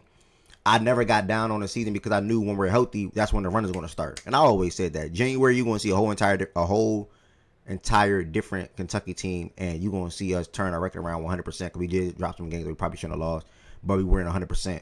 And I wanted to see us 100% at our best version of ourselves, which probably not going to get. Lowe's going to be dealing with that shoulder thing this whole entire year more often than not. So, but yeah, he not even playing right now. Yeah, I'm hip. As long as JQ there though, I think we'll be okay. And I'm fine with Lowe being in and out of games and things like that, especially against lesser comp. But like Chance said in the chat, we got Bama after this game that we're playing right now, and we'll see how we're going to look against Bama versus a good competitive team, especially with a team with a couple of good guards on that roster as well, and Liberian Phylon, Aiden Holloway, and more. So, yeah, that's pretty much all I got to say about that game. Shout out to Kentucky. Shout out to St. John's as well for making us get up and play a different game in that second half. Also on Saturday to highlight, we have Houston. I believe we have Ari up here. We have Ari and OG up here still, and then we're going to circle over to Duke with Jordan Woods and Texas Tech. And Ari and OG, Houston got the win over Arc 94-85. I love this draft class. I love the guards in this draft class. I'm a guard guy. Kingston Fleming, Darius Acuff. I'm going to pass the ball to Ari and then OG, and then hear what they got to say about that matchup on Saturday. If y'all both watched, and then we'll continue working our way down Saturday sleep. Yeah, I watched. Sorry, I'm at the grocery store, so it might be loud. But good game. I talked to Tez. I want to say, okay. I talked to Tez about, I wouldn't say like starting after halftime, but like right around halftime, then after halftime, I was talking to him about the game, but solid game. Started off hot. I want to say we went like on a 15-0 run or something like that. Started off real hot. Came out aggressive. Great defense. And for great defense, opportunistic offense, stuff like that, making them turn the ball over, etc. And then we, started settling. We got up. I want to say there was a point in the game in the first half we were up like 40-17 or something like that.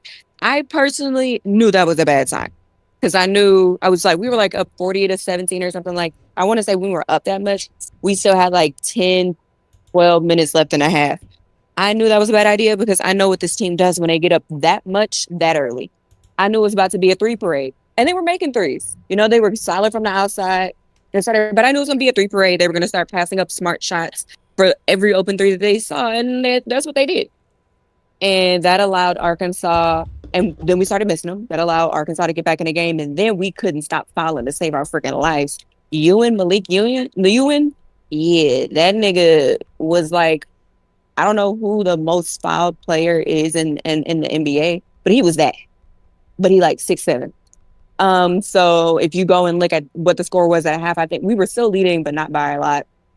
We just got complacent. We got comfortable in our defense. We got comfortable on offense, taking shots, settling for threes that we had no business settling for. And so I was agitated because I was like, they're good. Acuff, good, solid. And fuck, just solid. Dude's hella nice. He's really good. But I was upset because I knew we could be up by more. Because that's just the kind of game, like, when we were clicking offensively and defensively, like they couldn't fuck with us. I'm gonna be honest. They had no answer for us. Brazil, I think Trevian Brazil or whatever, their best player, he got in foul trouble early. Their other big guy, Richmond, he got in foul trouble early. He wasn't making his shots, etc. So I was like, they really have nothing for us. We keep letting them back in this game, which was pissing me off. But we came out second half, came out great offensively, attacking the paint, which is something that Tez and I have both like kind of talked about after our games. It's like we have shot way more threes now than I think like I've seen any Kelvin Sampson team do this, especially at this point in the game, at this point in the year.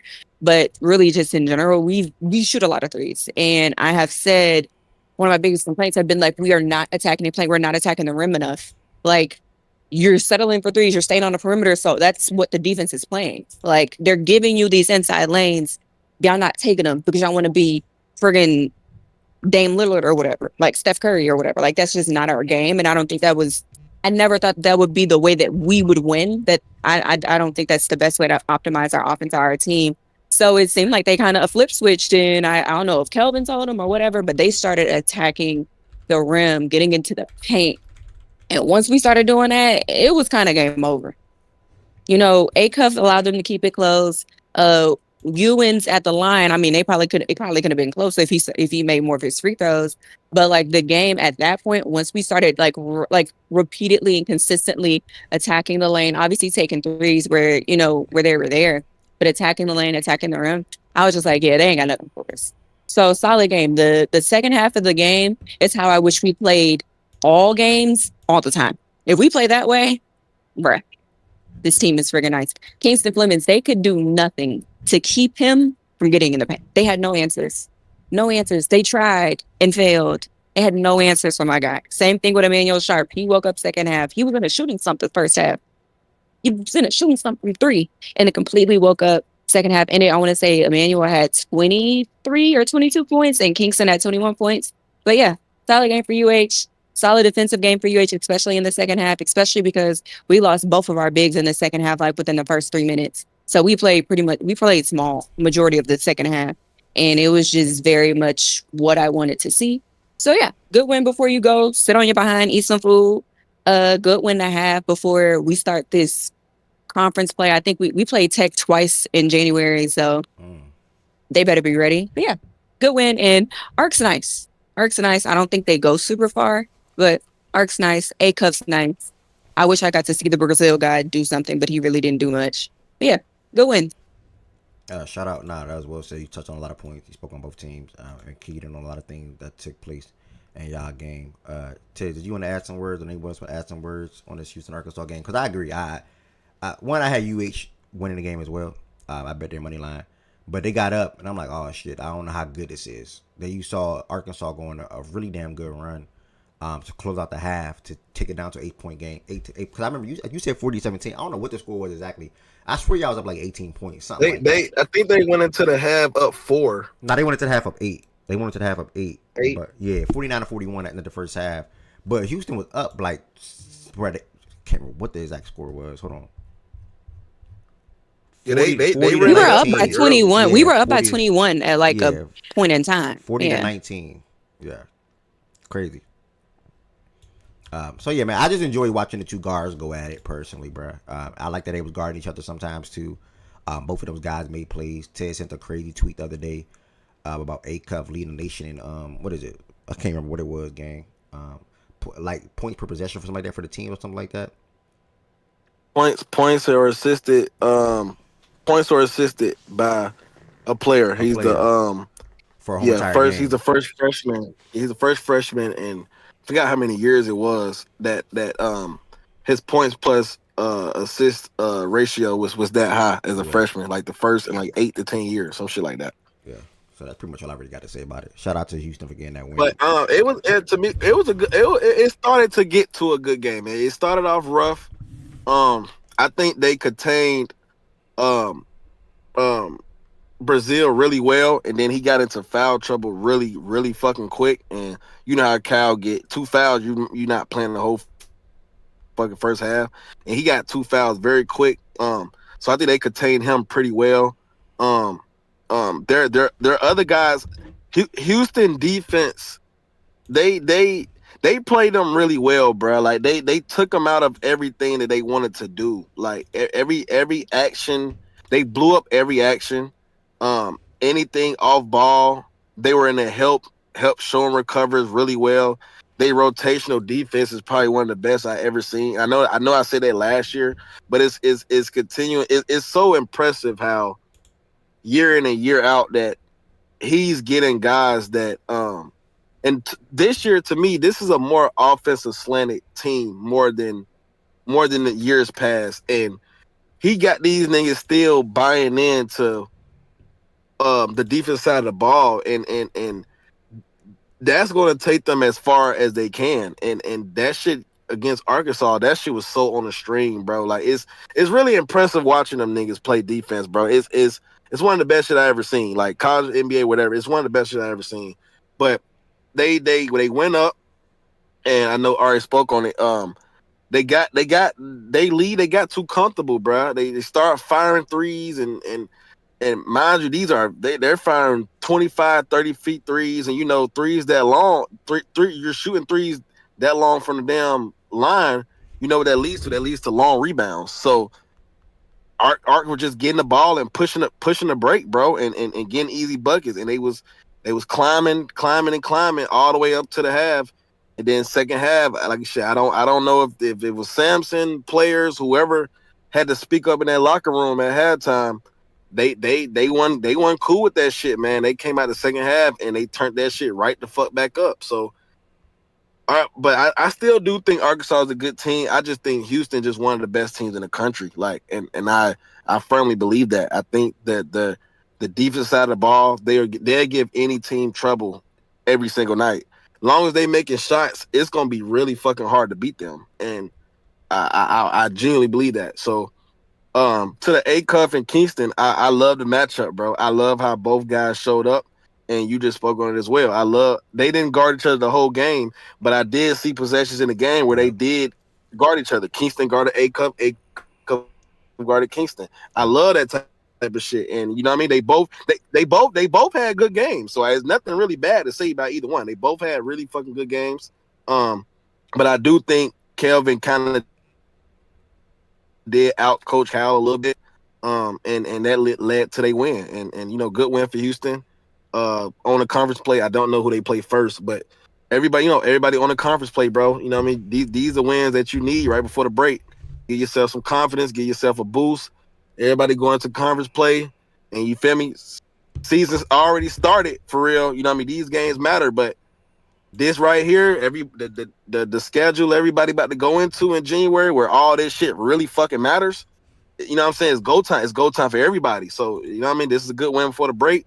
Now they season is really here now. You know, and they're in a really tough conference. The conference is really good. I think right now it's probably the best conference in the country. I would probably say so. So it's gonna be a lot of gauntlets in that Big 12, bro. So everything matters at this point. So I think they'll be ready though. Yeah, I agree with a lot of things you said as well.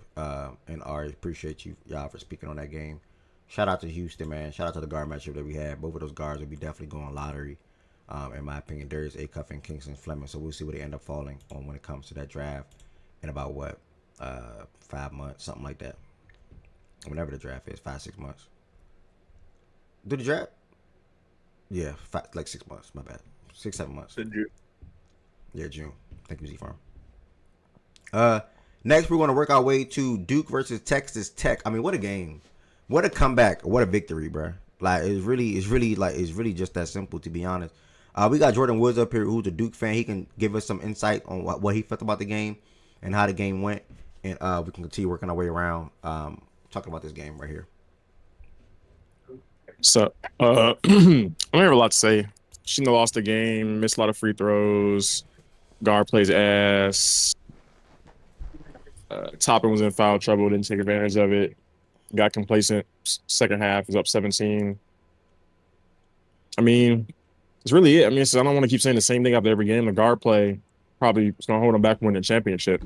But one of the toughest non-conference schedules to start the season, and their worst result is a 1-point loss to Texas Tech. I'm not going to I'm not gonna get too upset. I mean, they've been beating all the good teams that they placed so far this year, despite the flaws. And this is the first time that they didn't win a game and they lost by 1 and they had a 17-point lead. I'm not gonna get too upset about it. Like I can't fake the oh no, sky's falling. But the guard play not good enough to win championship. They can make a Final Four, but they're gonna eventually run into a team that has better guard play, and that's why they'll probably won't win a chip. But Elite Eight, Final Four. I expect them to still make the Final Four. That wrong matchup, they get be using the Elite Eight. Yeah, that's it. Gotta bounce back when they play Tech next Thursday. Conference play. Appreciate that, my brother. Anyone else want to? I really just wanted to shout out to Christian Anderson. Shout out to them for having the will to come back and get the victory. Caden Boozer did hit a big three in the corner. But I think Caleb Foster. What did Caleb do that was some nuts? Did he foul or something like that? What did Caleb Foster do? Yeah, I think it was that. I'm trying to remember the play by. Trying to remember these play. it was. I think it was that. But yeah, short, sweet, and simple, bro. You said what needed to be said. Great game for Texas Tech. I agree with Ted speaking to the Big 12 point as well about that conference. Yeah, Caleb Foster fouled Anderson late down that stretch. My bad. I didn't remember that. So, shout out to Texas. And he's bad from the free throw line as well in that game. Who? He missed some. Who? Caleb? Caleb. Oh, okay. Yeah, he just he does nothing that you want a lead guard to do as an upperclassman. Like literally nothing. No poise, no leadership. I mean, leadership sometimes, but can't make free throws. Bad vision, like sucks. I want to say something real quick before I got to step. It was a good game. I don't feel no different about Duke. I still think Duke is a team that probably go deep into the tournament. But I do think they have some problems though. They have some problems that I think you can exploit. And Texas Tech did it. It was really, I know I was talking to Jordan yesterday. And BJ, it was really impressive how they got JT Toppin in foul trouble. And I would have thought like the league would have just broken the fuck out with him on the bench, with him being their best player. But it was also impressive with him coming in that second half with 4 fouls and not fouling out. But at the same time, that's on the players and the coaching. Gongaba got no touch. Gongaba got no touches, bro. Like, so you can try to impose any kind of will inside. I know he probably got a call, but Gongaba. You hear me? Yeah, I was speaking to your point as I added. I'm gonna let you go back. That they wouldn't give Gongaba no touches that whole game. Yeah. That's what I said. It's on the players and the coaching knowing for 8 minutes he got 4 fouls. You got to attack him. College basketball only 5. He got 4 fouls for the last 8 minutes of the game, and they never attacked him, bro. That's crazy. You should have fouled him out the game. But it's impressive for him not putting himself into a situation to foul out. And before y'all go, big shout out to Christian Anderson, bro. This is my 3rd game watching him, and he's the goods, bro. Like he's really fucking good. And for him to be the only point guard on that team, and everything goes through him. He shows up, like, and he shows up when it matters every fucking time. So he's a player that I will probably be on the lookout for the rest of the season, because I think he started to climb up some boards as an underrated prospect that I think a lot of people will be good to get.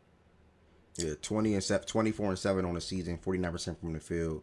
Like Ted said, as the only point guard of the team, that's definitely impressive. A couple of other shout outs real quick. College basketball. Purdue got the win over Auburn. Beat the hell out of Auburn. They're just not that good this year. 88-60. Maybe the Bruce Pearl effect, not being on the sideline, probably getting to them. I don't know. North Carolina, Ohio State. This was also another good game. Seth Trimble returned. Caleb Wilson put up like 20 and 15. Ohio State came back in this game too. I looked like North Carolina pretty much was in control of this game. Ohio State came back, and ultimately, what happened? My bad, y'all. I've been having to go play by play to remember what happened. They had a late lead. I think there might have been an and one. I think there was a foul on a 3 or an and 1 3, if I'm not mistaken. I can't remember. Or they hit a 3, something like that late, and they had a late lead. So yep, there's a 3. Yep, there's the and 1 3 right there. Yeah, they had that. Yeah. And then Henry made 2 dunks. Well, the dunk. Wait, what happened? So what the free? What the points come in between? Why don't I remember this? 69. Trimble. Oh, They Trimble. There we went go. quick. Okay, Trimble. Yeah, They Trimble. went quick, and then they came back 2 for 1 basically. Yeah. So either way, I watched this whole entire game as well, y'all. But it's Tuesday. I gotta get college basketball on Mondays. That's why I cannot wait till next month. Because everything slips my memory. Caleb 20 and 15, like I said. Seth returned. He had 17 points in his return. Knocked down 3 threes. Henry was pretty damn good in order for them with 17 and 10. Chan said good win. Still need to see improvement on the guard play. Ash right now looking forward to conference play. I can't wait for conference play, dog. I just love conference play. Football and basketball. For the conference play. Yeah, football and basketball. Shout out him. So shout out to North Carolina. Z from, you got anything to say about a little Maryland shout, a little bit, anything like that? Y'all play Virginia? You good there? I miss Rodney Rice, man. I miss my guys. I miss Jacoby. We need a guy, man. We got so much like mid talent. I think this is like our 7th different starting lineup of the season. It's weird, man. They played good. Like I'm not mad about this loss at all. The first half was just ass. Virginia started off 7-0. I think it went to like 17-7, and then they finished the first half 24-19. We're dominating in the offensive rebounds, but yeah, we just need a guy, and then that's going to come next year with Baba. So I wish we just had Rodney Rice or Gillespie here because this team would be so much better. But it is what it is. We missed Payne this game too, so I think if he was there, it would be different. But yeah, if we had one of those 2 guards we had last year, we'd be in much better shape. All right, short, sweet, and simple. Appreciate you, my brother. And then Bray, what's up with the UNC game? Okay. Long story short, kind of like what Chan said, the guard play has got to be better. I'm kind of concerned when we go into conference play, just playing against certain teams that have better guard play than us. If we can keep up scoring wise, like with Caleb and I forgot number 13, like they're good for us and they bail us out a lot sometimes. But in a situation to where Caleb fouled the guy from Ohio State and made him a 3-point play, that can't happen in conference play because teams will really kill us with that.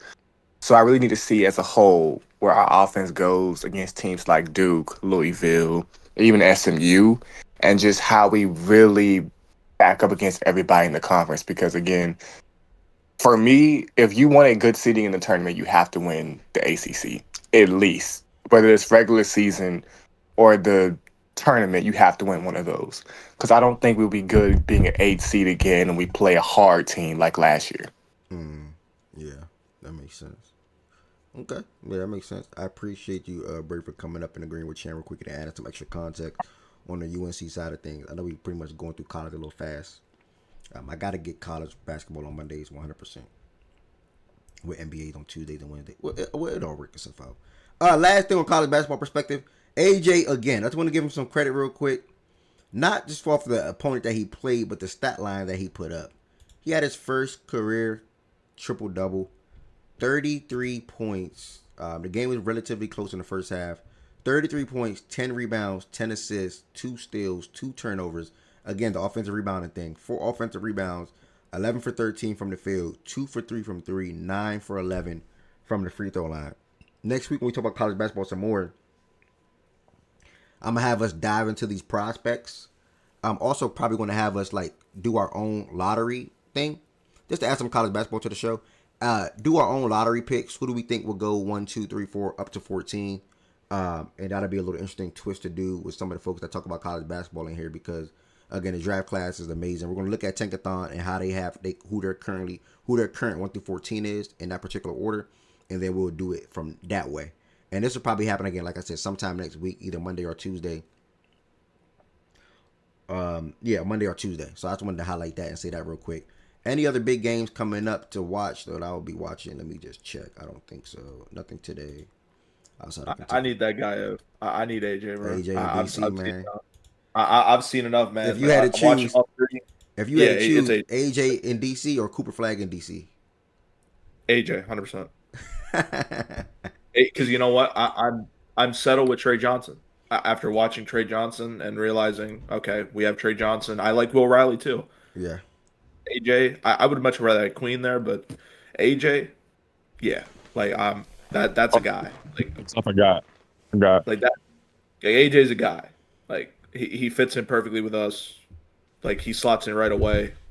we're ready to go next year. So whether we get AJ or Darren, if Darren comes back, I don't even know what his injuries are now. But if Darren is missing time, AJ he keeps climbing boards, man.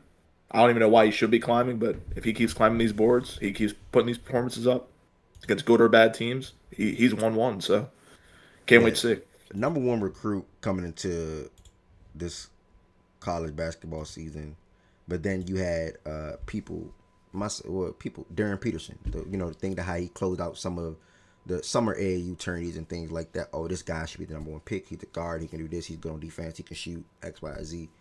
But AJ, man, I mean, 6'9", 6'8", can handle the rock.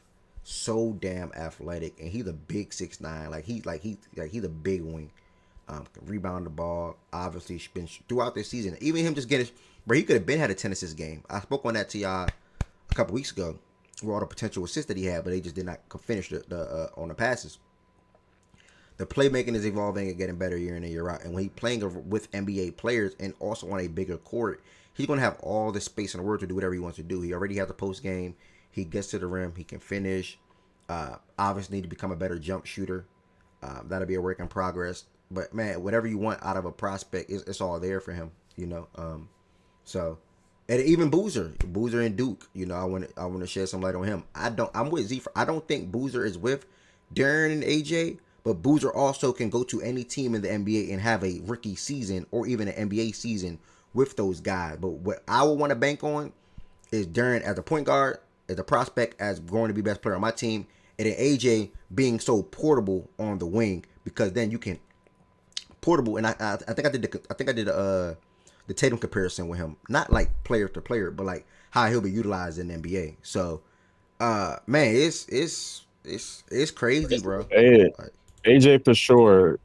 Darren, I was with you. And I was Darren 1-1 all year. You gotta play basketball, bro. Yep. Like Yep. you gotta put some shit on tape. If he keep doing this, I'm gonna put Boozer above him. Yeah. Like Boozer gonna be mine too. Like you gotta play basketball. I got a thing about guys who just don't play basketball or who have a nagging injury and are so protective over the draft and don't want to play basketball. That's a thing for me. I don't like that. And you took the words right out of my mouth. I meant to say that. Like him not playing basketball is even making the conversation open up even more when it comes to the number one spot, and not for Jordan Woods and many other people, even two now. Because AJ right now is number one. Right now, to the media, to the world, whatever, he's number one. And some weeks ago to start the season, it was Darren. But now you have people that's open to like, okay, why not Boozer over him? Boozer's on the court. Boozer's dropping 20 and 10. Boozer can shoot from that. Boozer can shoot the three ball. Boozer can finish down low. Boozer is good on defense. Why not Boozer? So Darren is not playing basketball. Meanwhile, I don't think he's probably going to return this season. What did the reports say? His family wants him to be 100% before he play again this year? Who knows? They say he's close. But I don't know, bro. Who knows? Like you said. Yeah, who knows? So we will end up seeing. Now, bypass real quick. I have one NBA thing. If we go game by game, that's cool. If not, I might just bunch it all on Friday because we're going to need Friday to drag out anyway. And NFL would not be talked about on Friday. Just reality situation. The games are just that bad.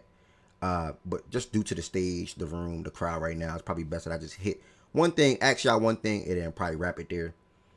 Anybody that picked Boozer 1 or 2 getting fired? Who said that? Toye said that. They were saying the same thing about Flag after 5 games. Not athletic enough. Yeah, I know. I'm so sure. Yeah, just one question. And we'll bypass just like off the stake of the stage, the show, and the crowd that's in here at the moment. It's probably best to put everything all in one on NBA Fridays. And plus, I know it's not going to be a show on Thursday because we're going to be watching the games throughout in the Discord for the most part. And again, that is Christmas, so I'm not expecting too many people to be here. It's, family time and things like that. But I'll be watching basketball, so we'll see. I don't know how my day gonna go that day either. I'll probably be on the move for sometimes a little bit too, but yeah, we'll see. Either way, Friday more than likely. Anything that's been missed from an NBA perspective or things like that, it's all gonna get bunched into one thing, like literally one thing, because NFL will not be talked about on Friday. Just reality of the situation because the games are just that bad. And even if the games end up being good, it's no good players for the most part playing in these games. You got the Lions and the Vikings, but again, no good players for the most part playing in all these games that we have. Eagles, Commander, I think it is, and Chiefs, whoever. So Friday is going to be NBA from like 11:30 to like 2:33. Like we're flooded with NBA on Friday. Just giving y'all a big heads up. Again, it would have been an NBA day tomorrow, but I took opportunity to just work tomorrow morning since I'm not working on Thursday, just so it can make sense. So just keep that in mind. No show again tomorrow, y'all. Make sure y'all do an award show. But I did say I did do the award show. Do the form for the award show. Let me send that tweet. I said tweet. Let me put that in the chat one more time. And then I sent one tweet to myself this morning to bring up on the show today because I did obviously plan on more NBA talks today. But I did definitely want to hit college basketball. All right, one tweet that I sent to myself. I woke up, I saw this. I don't know how I feel about it. The NBA is obviously looking into ways. Excuse me. The NBA is obviously looking into ways to prevent teams from tanking. They proposed a couple of ideas. They were just brainstorming, and some of the ideas. NBA start on Thursday for real, for sure. CJ, like Christmas on down, I'm locked in. Like I've been NFL, I've been college football heavy. My NFL season damn near probably is over at this point. Like I'm praying the Phillies just take care of business. Like don't even give the Ravens fake hope. Just take care of business. Packers take care of business, and we good. You know what I'm saying? And Lamar Jackson, if you're not healthy, just don't play. So then now going forward, Christmas on down, I'm locked into NBA and college basketball. I'm off. Well, and I still got to wait for Georgia to win this national championship in a couple of weeks, and then I'm fully on board. But limiting pick protection to either top 4 or 14 and higher, not allowing a team to draft in the top 4 in consecutive years, and then locking lottery positions after March 1st. That third bullet is probably the worst idea I've ever seen in my life. Like locking the lottery positions after March 1st. Wait, that means that whatever your lottery, if you are in the lottery within 1 through 14, October to March 1st, that means you're stamped in there, right? That's what that means? Yeah, yes. Yeah, that's just your position is yeah. You to pick off of that. Yeah, I stand firm. I don't like that idea at all. Now help me with this one. Limiting pick protection to either top 4 or 14 and higher. What are they saying with this? Like trades and things, I guess. Like the pick protections that you would get on trades. So like the OKC, a lot of that shit's more OKC wise, but their pick protections recently are leaning heavily towards them. They don't want like outside of the lottery. That's not going to exist anymore. It's going to be only the top 14.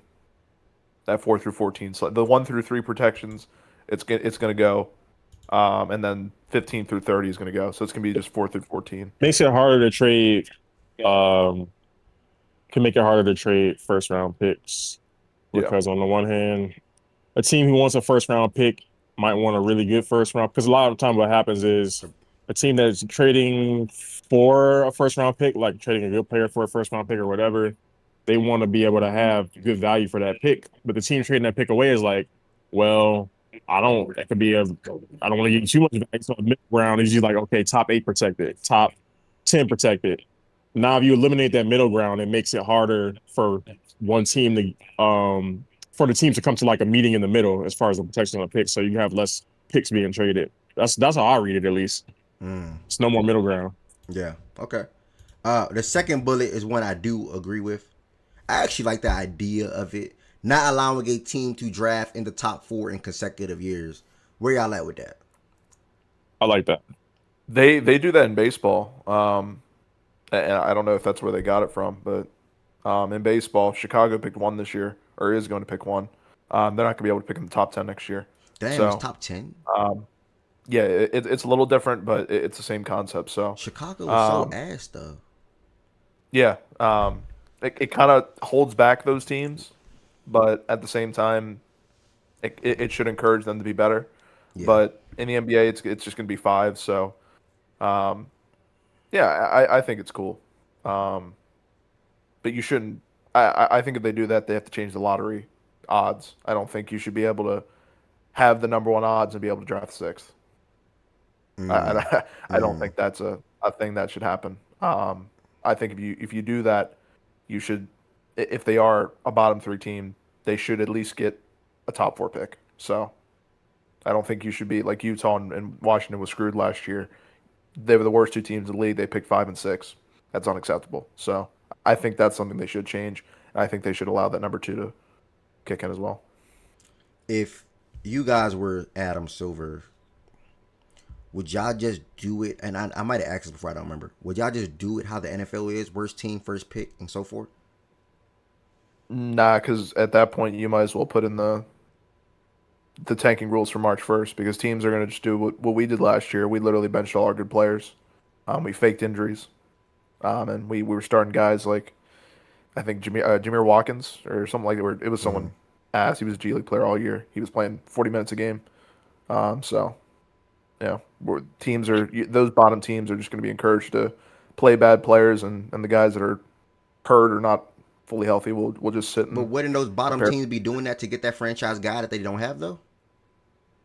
Yeah, but then you're encouraged tanking, like, and that's what they are still doing. But I don't agree with that. I don't agree with the guys like the Wizards. The Wizards should not be benching Keyshawn George and Sar. Yeah, yeah, They yeah. should be developing. They should be playing in April. So Yeah. I don't know. Like a team like the Pacers, I could see it, but Wizards No, and, that's and not like what the Kings. Pacers are doing right now is not fair. Like they're actually tanking right now. That's not fair. Why are you liking for the Pacers? I mean, are they weren't a good team in my opinion. I mean, who they Ethan Thompson?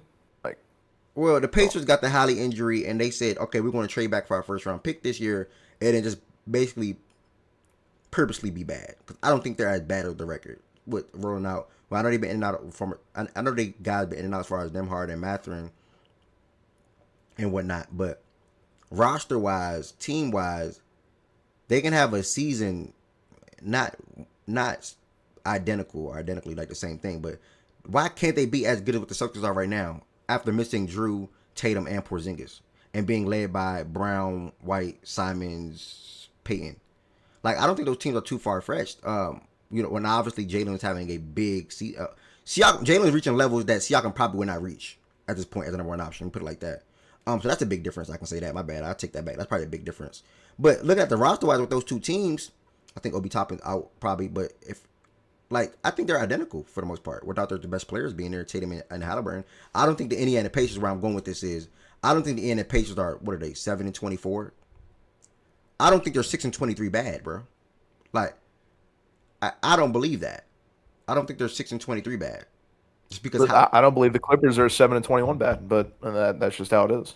You know, I I don't think anybody believes that. But guess what? OKC's in the top four, and they're I don't know exactly what their odds are, but they're I think 12% for the number one pick next year. Yeah. So that break. sucks. But So how does this affect the team that have no talent or can't get players in free agency? What you mean, Bray? I mean, it. Bro, simple put, you got to pray for a top four pick. If we got one, we got to wait to see what they settle on with and what they come up with. I like the idea of trying to prevent teams from tanking. I do like the idea of that personally. But the reality situation is a lot of these teams do it because they don't have that franchise guy and they don't have that guy that they can build around to expedite or accelerate their process to getting back into being a playoff team, a good team, and or contention. The Nets, the Wizards, do I want to say the Utah Jazz? Not really. The Nets, the Wizards, over recent years, I'll say that. If you want to throw the Jazz in it, you can. Even the Kings as of this year. Like sometimes when you gotta hit that reset button, you got no choice but to just try to tank and be ass. Because the best thing to tanking and be ass is ideally getting that top 5 pick, ideally getting that top 3 pick. Everybody not gonna get lucky though. Like the Spurs, they drafted twice, 3 times actually, within the last 3 years. They wouldn't have been able to do that if that second bullet was in place. No, yeah, 3 times within the last, 3 top 5 picks in the last 3 years. My bad. Castle, Harper, Wemby. They wouldn't have been able to do that if that second bullet was in place, not allowing a team to draft in the top 4 in consecutive years. Now you can draft in the top 4, I guess, that third year, but not back-to-back years. So then that probably would have opened different teams being able to go into that ballpark and potentially get in that top 4 pick. But like Z-Farm said, if you do that second bullet, you have to change the whole entire lottery though at that point for how you do it. and I think they should do it like baseball. Though. I think it should be a market thing. I think if you're in the top 15 of markets, you should not be able to draft in the top 4. If you're a bottom half market team, you should be able to do so. I don't think a Sacramento Kings should be punished because they're not in a good market. It's not an attractable free agent market. People don't want to go there. I don't think that they should be punished. I don't think the Wizards should be punished. Brooklyn, I think should be punished. That's a destination. That could be a place where people want to go. yeah, I don't think the low market teams that aren't going to get free agents. I think that the teams like you said, the Spurs, Dallas, those type of teams that should be where they get that ruling. But teams that are actually tanking and can't get a free agent, I think that they should not be punished for actually losing games. Okay. Statology. I like the idea of only winning number one pick once every 3 years. I.e., you slide down to number two if you win it You're twice. supposed to, before you cook the things, you sprinkle it Whoa, whoa, whoa, on whoa, the whoa. All right, outside of yo, the yo, yo, thingy. yo, yo. You're not on mute. Oh, Whoa. okay. Mute me then. All You right, so extra. You think I can move that fast? I'm thinking you about to talk about what we're talking about. Like I'm thinking. All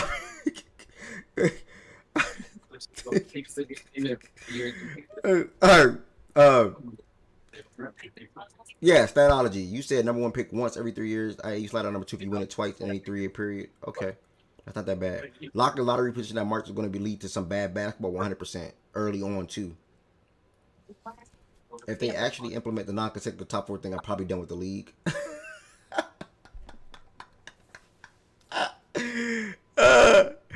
All right. Any other comments on this taking thing, Jordan Woods? Are you good, brother? Nah, I don't care about the markets. Just no top. The worst team shouldn't fall below 6 or 7, or shouldn't really fall below 4. Should probably find a way to tier it off as far as like which teams can and can't get the number one overall pick, and then which teams below that, whatever threshold you set, kind of like almost two separate lotteries in a sense, just within a pool of picks. So maybe it's the top 4, maybe it's the top 4, 5, or 6, however you want to do it, are competing for those picks, and then the next tier is competing for the rest of the lottery picks, something like that. I don't know how you would want to do it. I have to think about that, but that's kind of what I would do, and I think that would take care of a lot of it. And then on top of that, making it so you don't get the number one pick. I think in consecutive years is fine. I think if you happen to get it 2 out of 3 years, I mean, I just think that means you have sucked for that long and you had good luck. But consecutive years, I think not getting the number one overall pick is fine. Okay. Yeah. Well said. Last thing, y'all, just real quick, I just want to highlight the slate that we have today. If we can have some extra hands, Kobe Dean, if you in here, I'm gonna shout you out. Like sometimes I pop in the Discord and you sharing your screen. I'm like, what the hell? I guess Heaven Sent got you to do that. So shout out to you for stepping up. Obviously, Chan when he shared the screen. Obviously, Z Farm as well when he shared the screen. That's all today? Yeah, all today. We have a crazy NBA slate today. Some key matchups. You got the Knicks and the Wolves. Did the Knicks play it back to back? Because Brunson's out one of these games. Is that today? Bro, I think Brunson's out today. I think they're resting. 28 teams play today. Bro, I think they're resting Brunson and OG today. I know I for sure seen Brunson out today. Did they play yesterday? It wouldn't be a back to back because they didn't even play yesterday. They must play on Christmas and they just getting a rest. It's the injury management. So that's a bummer. I know for a fact I saw Brunson out, bro. I know I'm not tweaking. Hold on. Jalen Brunson. Let's make sure I talk fact before I proceed, y'all. Hold on. Okay, I should have just went to the underdog page. But anyway, if it could be extra hands on deck to help share the screen, obviously I will share my screen when I get home. Chan typed something. Let me see what Chan typed. Okay, Chan did not type anything about Brunson. Injuries out. Yes, Brunson. Okay, so Brunson and OG's out. So yeah, Brunson and OG's out. So yeah, we still have a slate, a big slate today. Good luck to those that gamble. Hawks and Bulls are probably a great game to bet on. Chan just said there's gonna be a lot of scoring. The other day they scored. They put up what was this? 152 to 150. No overtime. So you can look at Trey Young, Jalen Johnson, and then a lot of people on the Bulls to bet on. We got OKC and the Spurs. Wemby was questionable heading into this matchup. Wemby did participate in shoot around this morning. So we're going to see OKC and the Spurs running back in San Antonio today before they play again on Christmas. Another matchup to point out, you got, the Rockets and Clippers for whatever that's worth. That could be a good game actually. The way the Rockets are playing basketball, especially if it's close. I know Zubac is out for the next 3 weeks. We'll see how that game go. But yeah, it could be Pelicans, by the way, as well. Last thing, 5-game winning streak for them. Playing good basketball. They've been bringing Zion off the bench. I hope they keep that going because Herb, Trey, Queen, who had a double yesterday, Poole, Frears, and company, they're playing good basketball. Shout out to the Pelicans, man, a 5-game winning streak. And they're going against this Cleveland team who's been up and down this year. Garland had his best game of the season last night with a 30-point double-double. So we'll see how that Pelicans team take that energy that they're playing with right now on to Cleveland tonight, who's playing on a back-to-back after beating Charlotte last night in Cleveland. And in Miami and Toronto, whatever you get out of that game is whatever you get out of that game. I don't really know how to put words into that game. Toronto's trending downwards, Miami's trending down. Both teams are mid at this point. So that's some key games to point out. Luka and the Lakers and the Suns. Luka is not playing, but Ayton is back for the Lakers. That's another thing to point out. So that game could be interesting. That game could be good. We get to see Dylan Brooks versus LeBron James again, for whatever that's worth. And again, when I do get home around 10:30, 10:45, 11, I will share my screen alongside of whoever may be sharing their screen at the time, whether that's Kobe Dean, whether that's Chan, Braun PRE, actually like that Heaven Sent, whether that's Kobe Dean, whether that's Chan, whether that's Z Farm. I will comment, maybe whether that's Heaven Sent too. I will come in on the back end and share my screen. So we're going to wrap this here. I'm going to just put everything in one on Friday because I got to go and try to change a light bulb or something like that right now before I go to work. So on Friday, jam-packed day. NFL will take 15 to 30 minutes. NFL is literally going to take 10 to 15 minutes, actually, just being real. 10 to 15 minutes on NFL on Thursday to start the show. NBA is going from 11:30, or if I had to guess, 3 p.m., 3:30. A good 4-hour day for NBA. Good 4-hour day for the NBA. We're going to be looking at Christmas Day games and also NBA over the last week. No college basketball on Friday. No college football. No NBA. We're going to talk about no NFL for the most part. We're talking about straight NBA on Friday.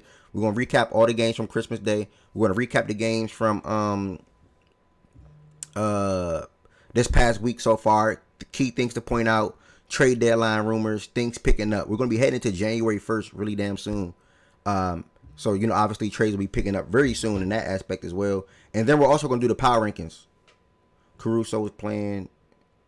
AJ Mitchell's out. iHeart is playing. Chet is playing. Okay, cool.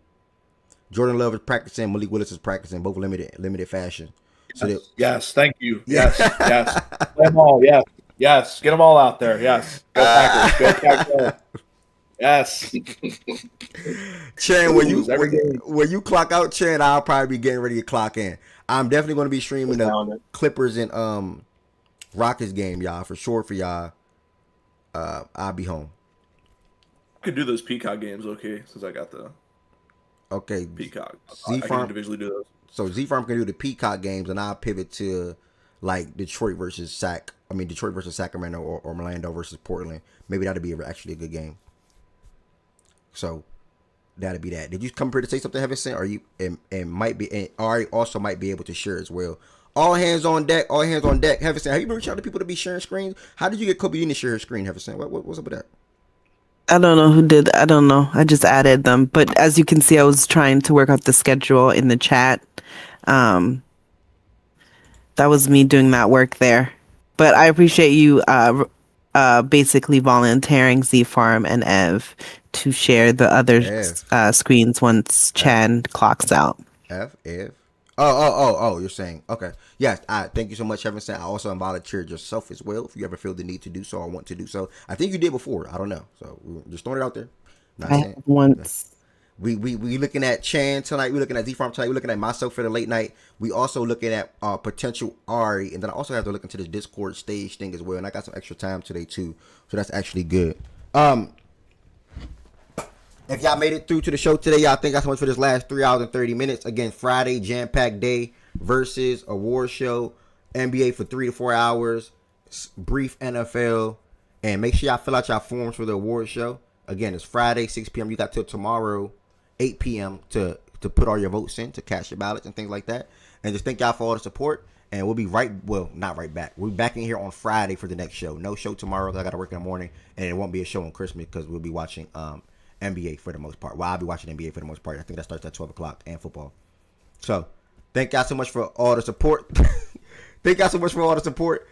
Peace, blessings, and love. And if y'all want to have some open talks, y'all can hit the open talks tab or channel in the Discord right now. You can you get the open talk channel in the Discord right now.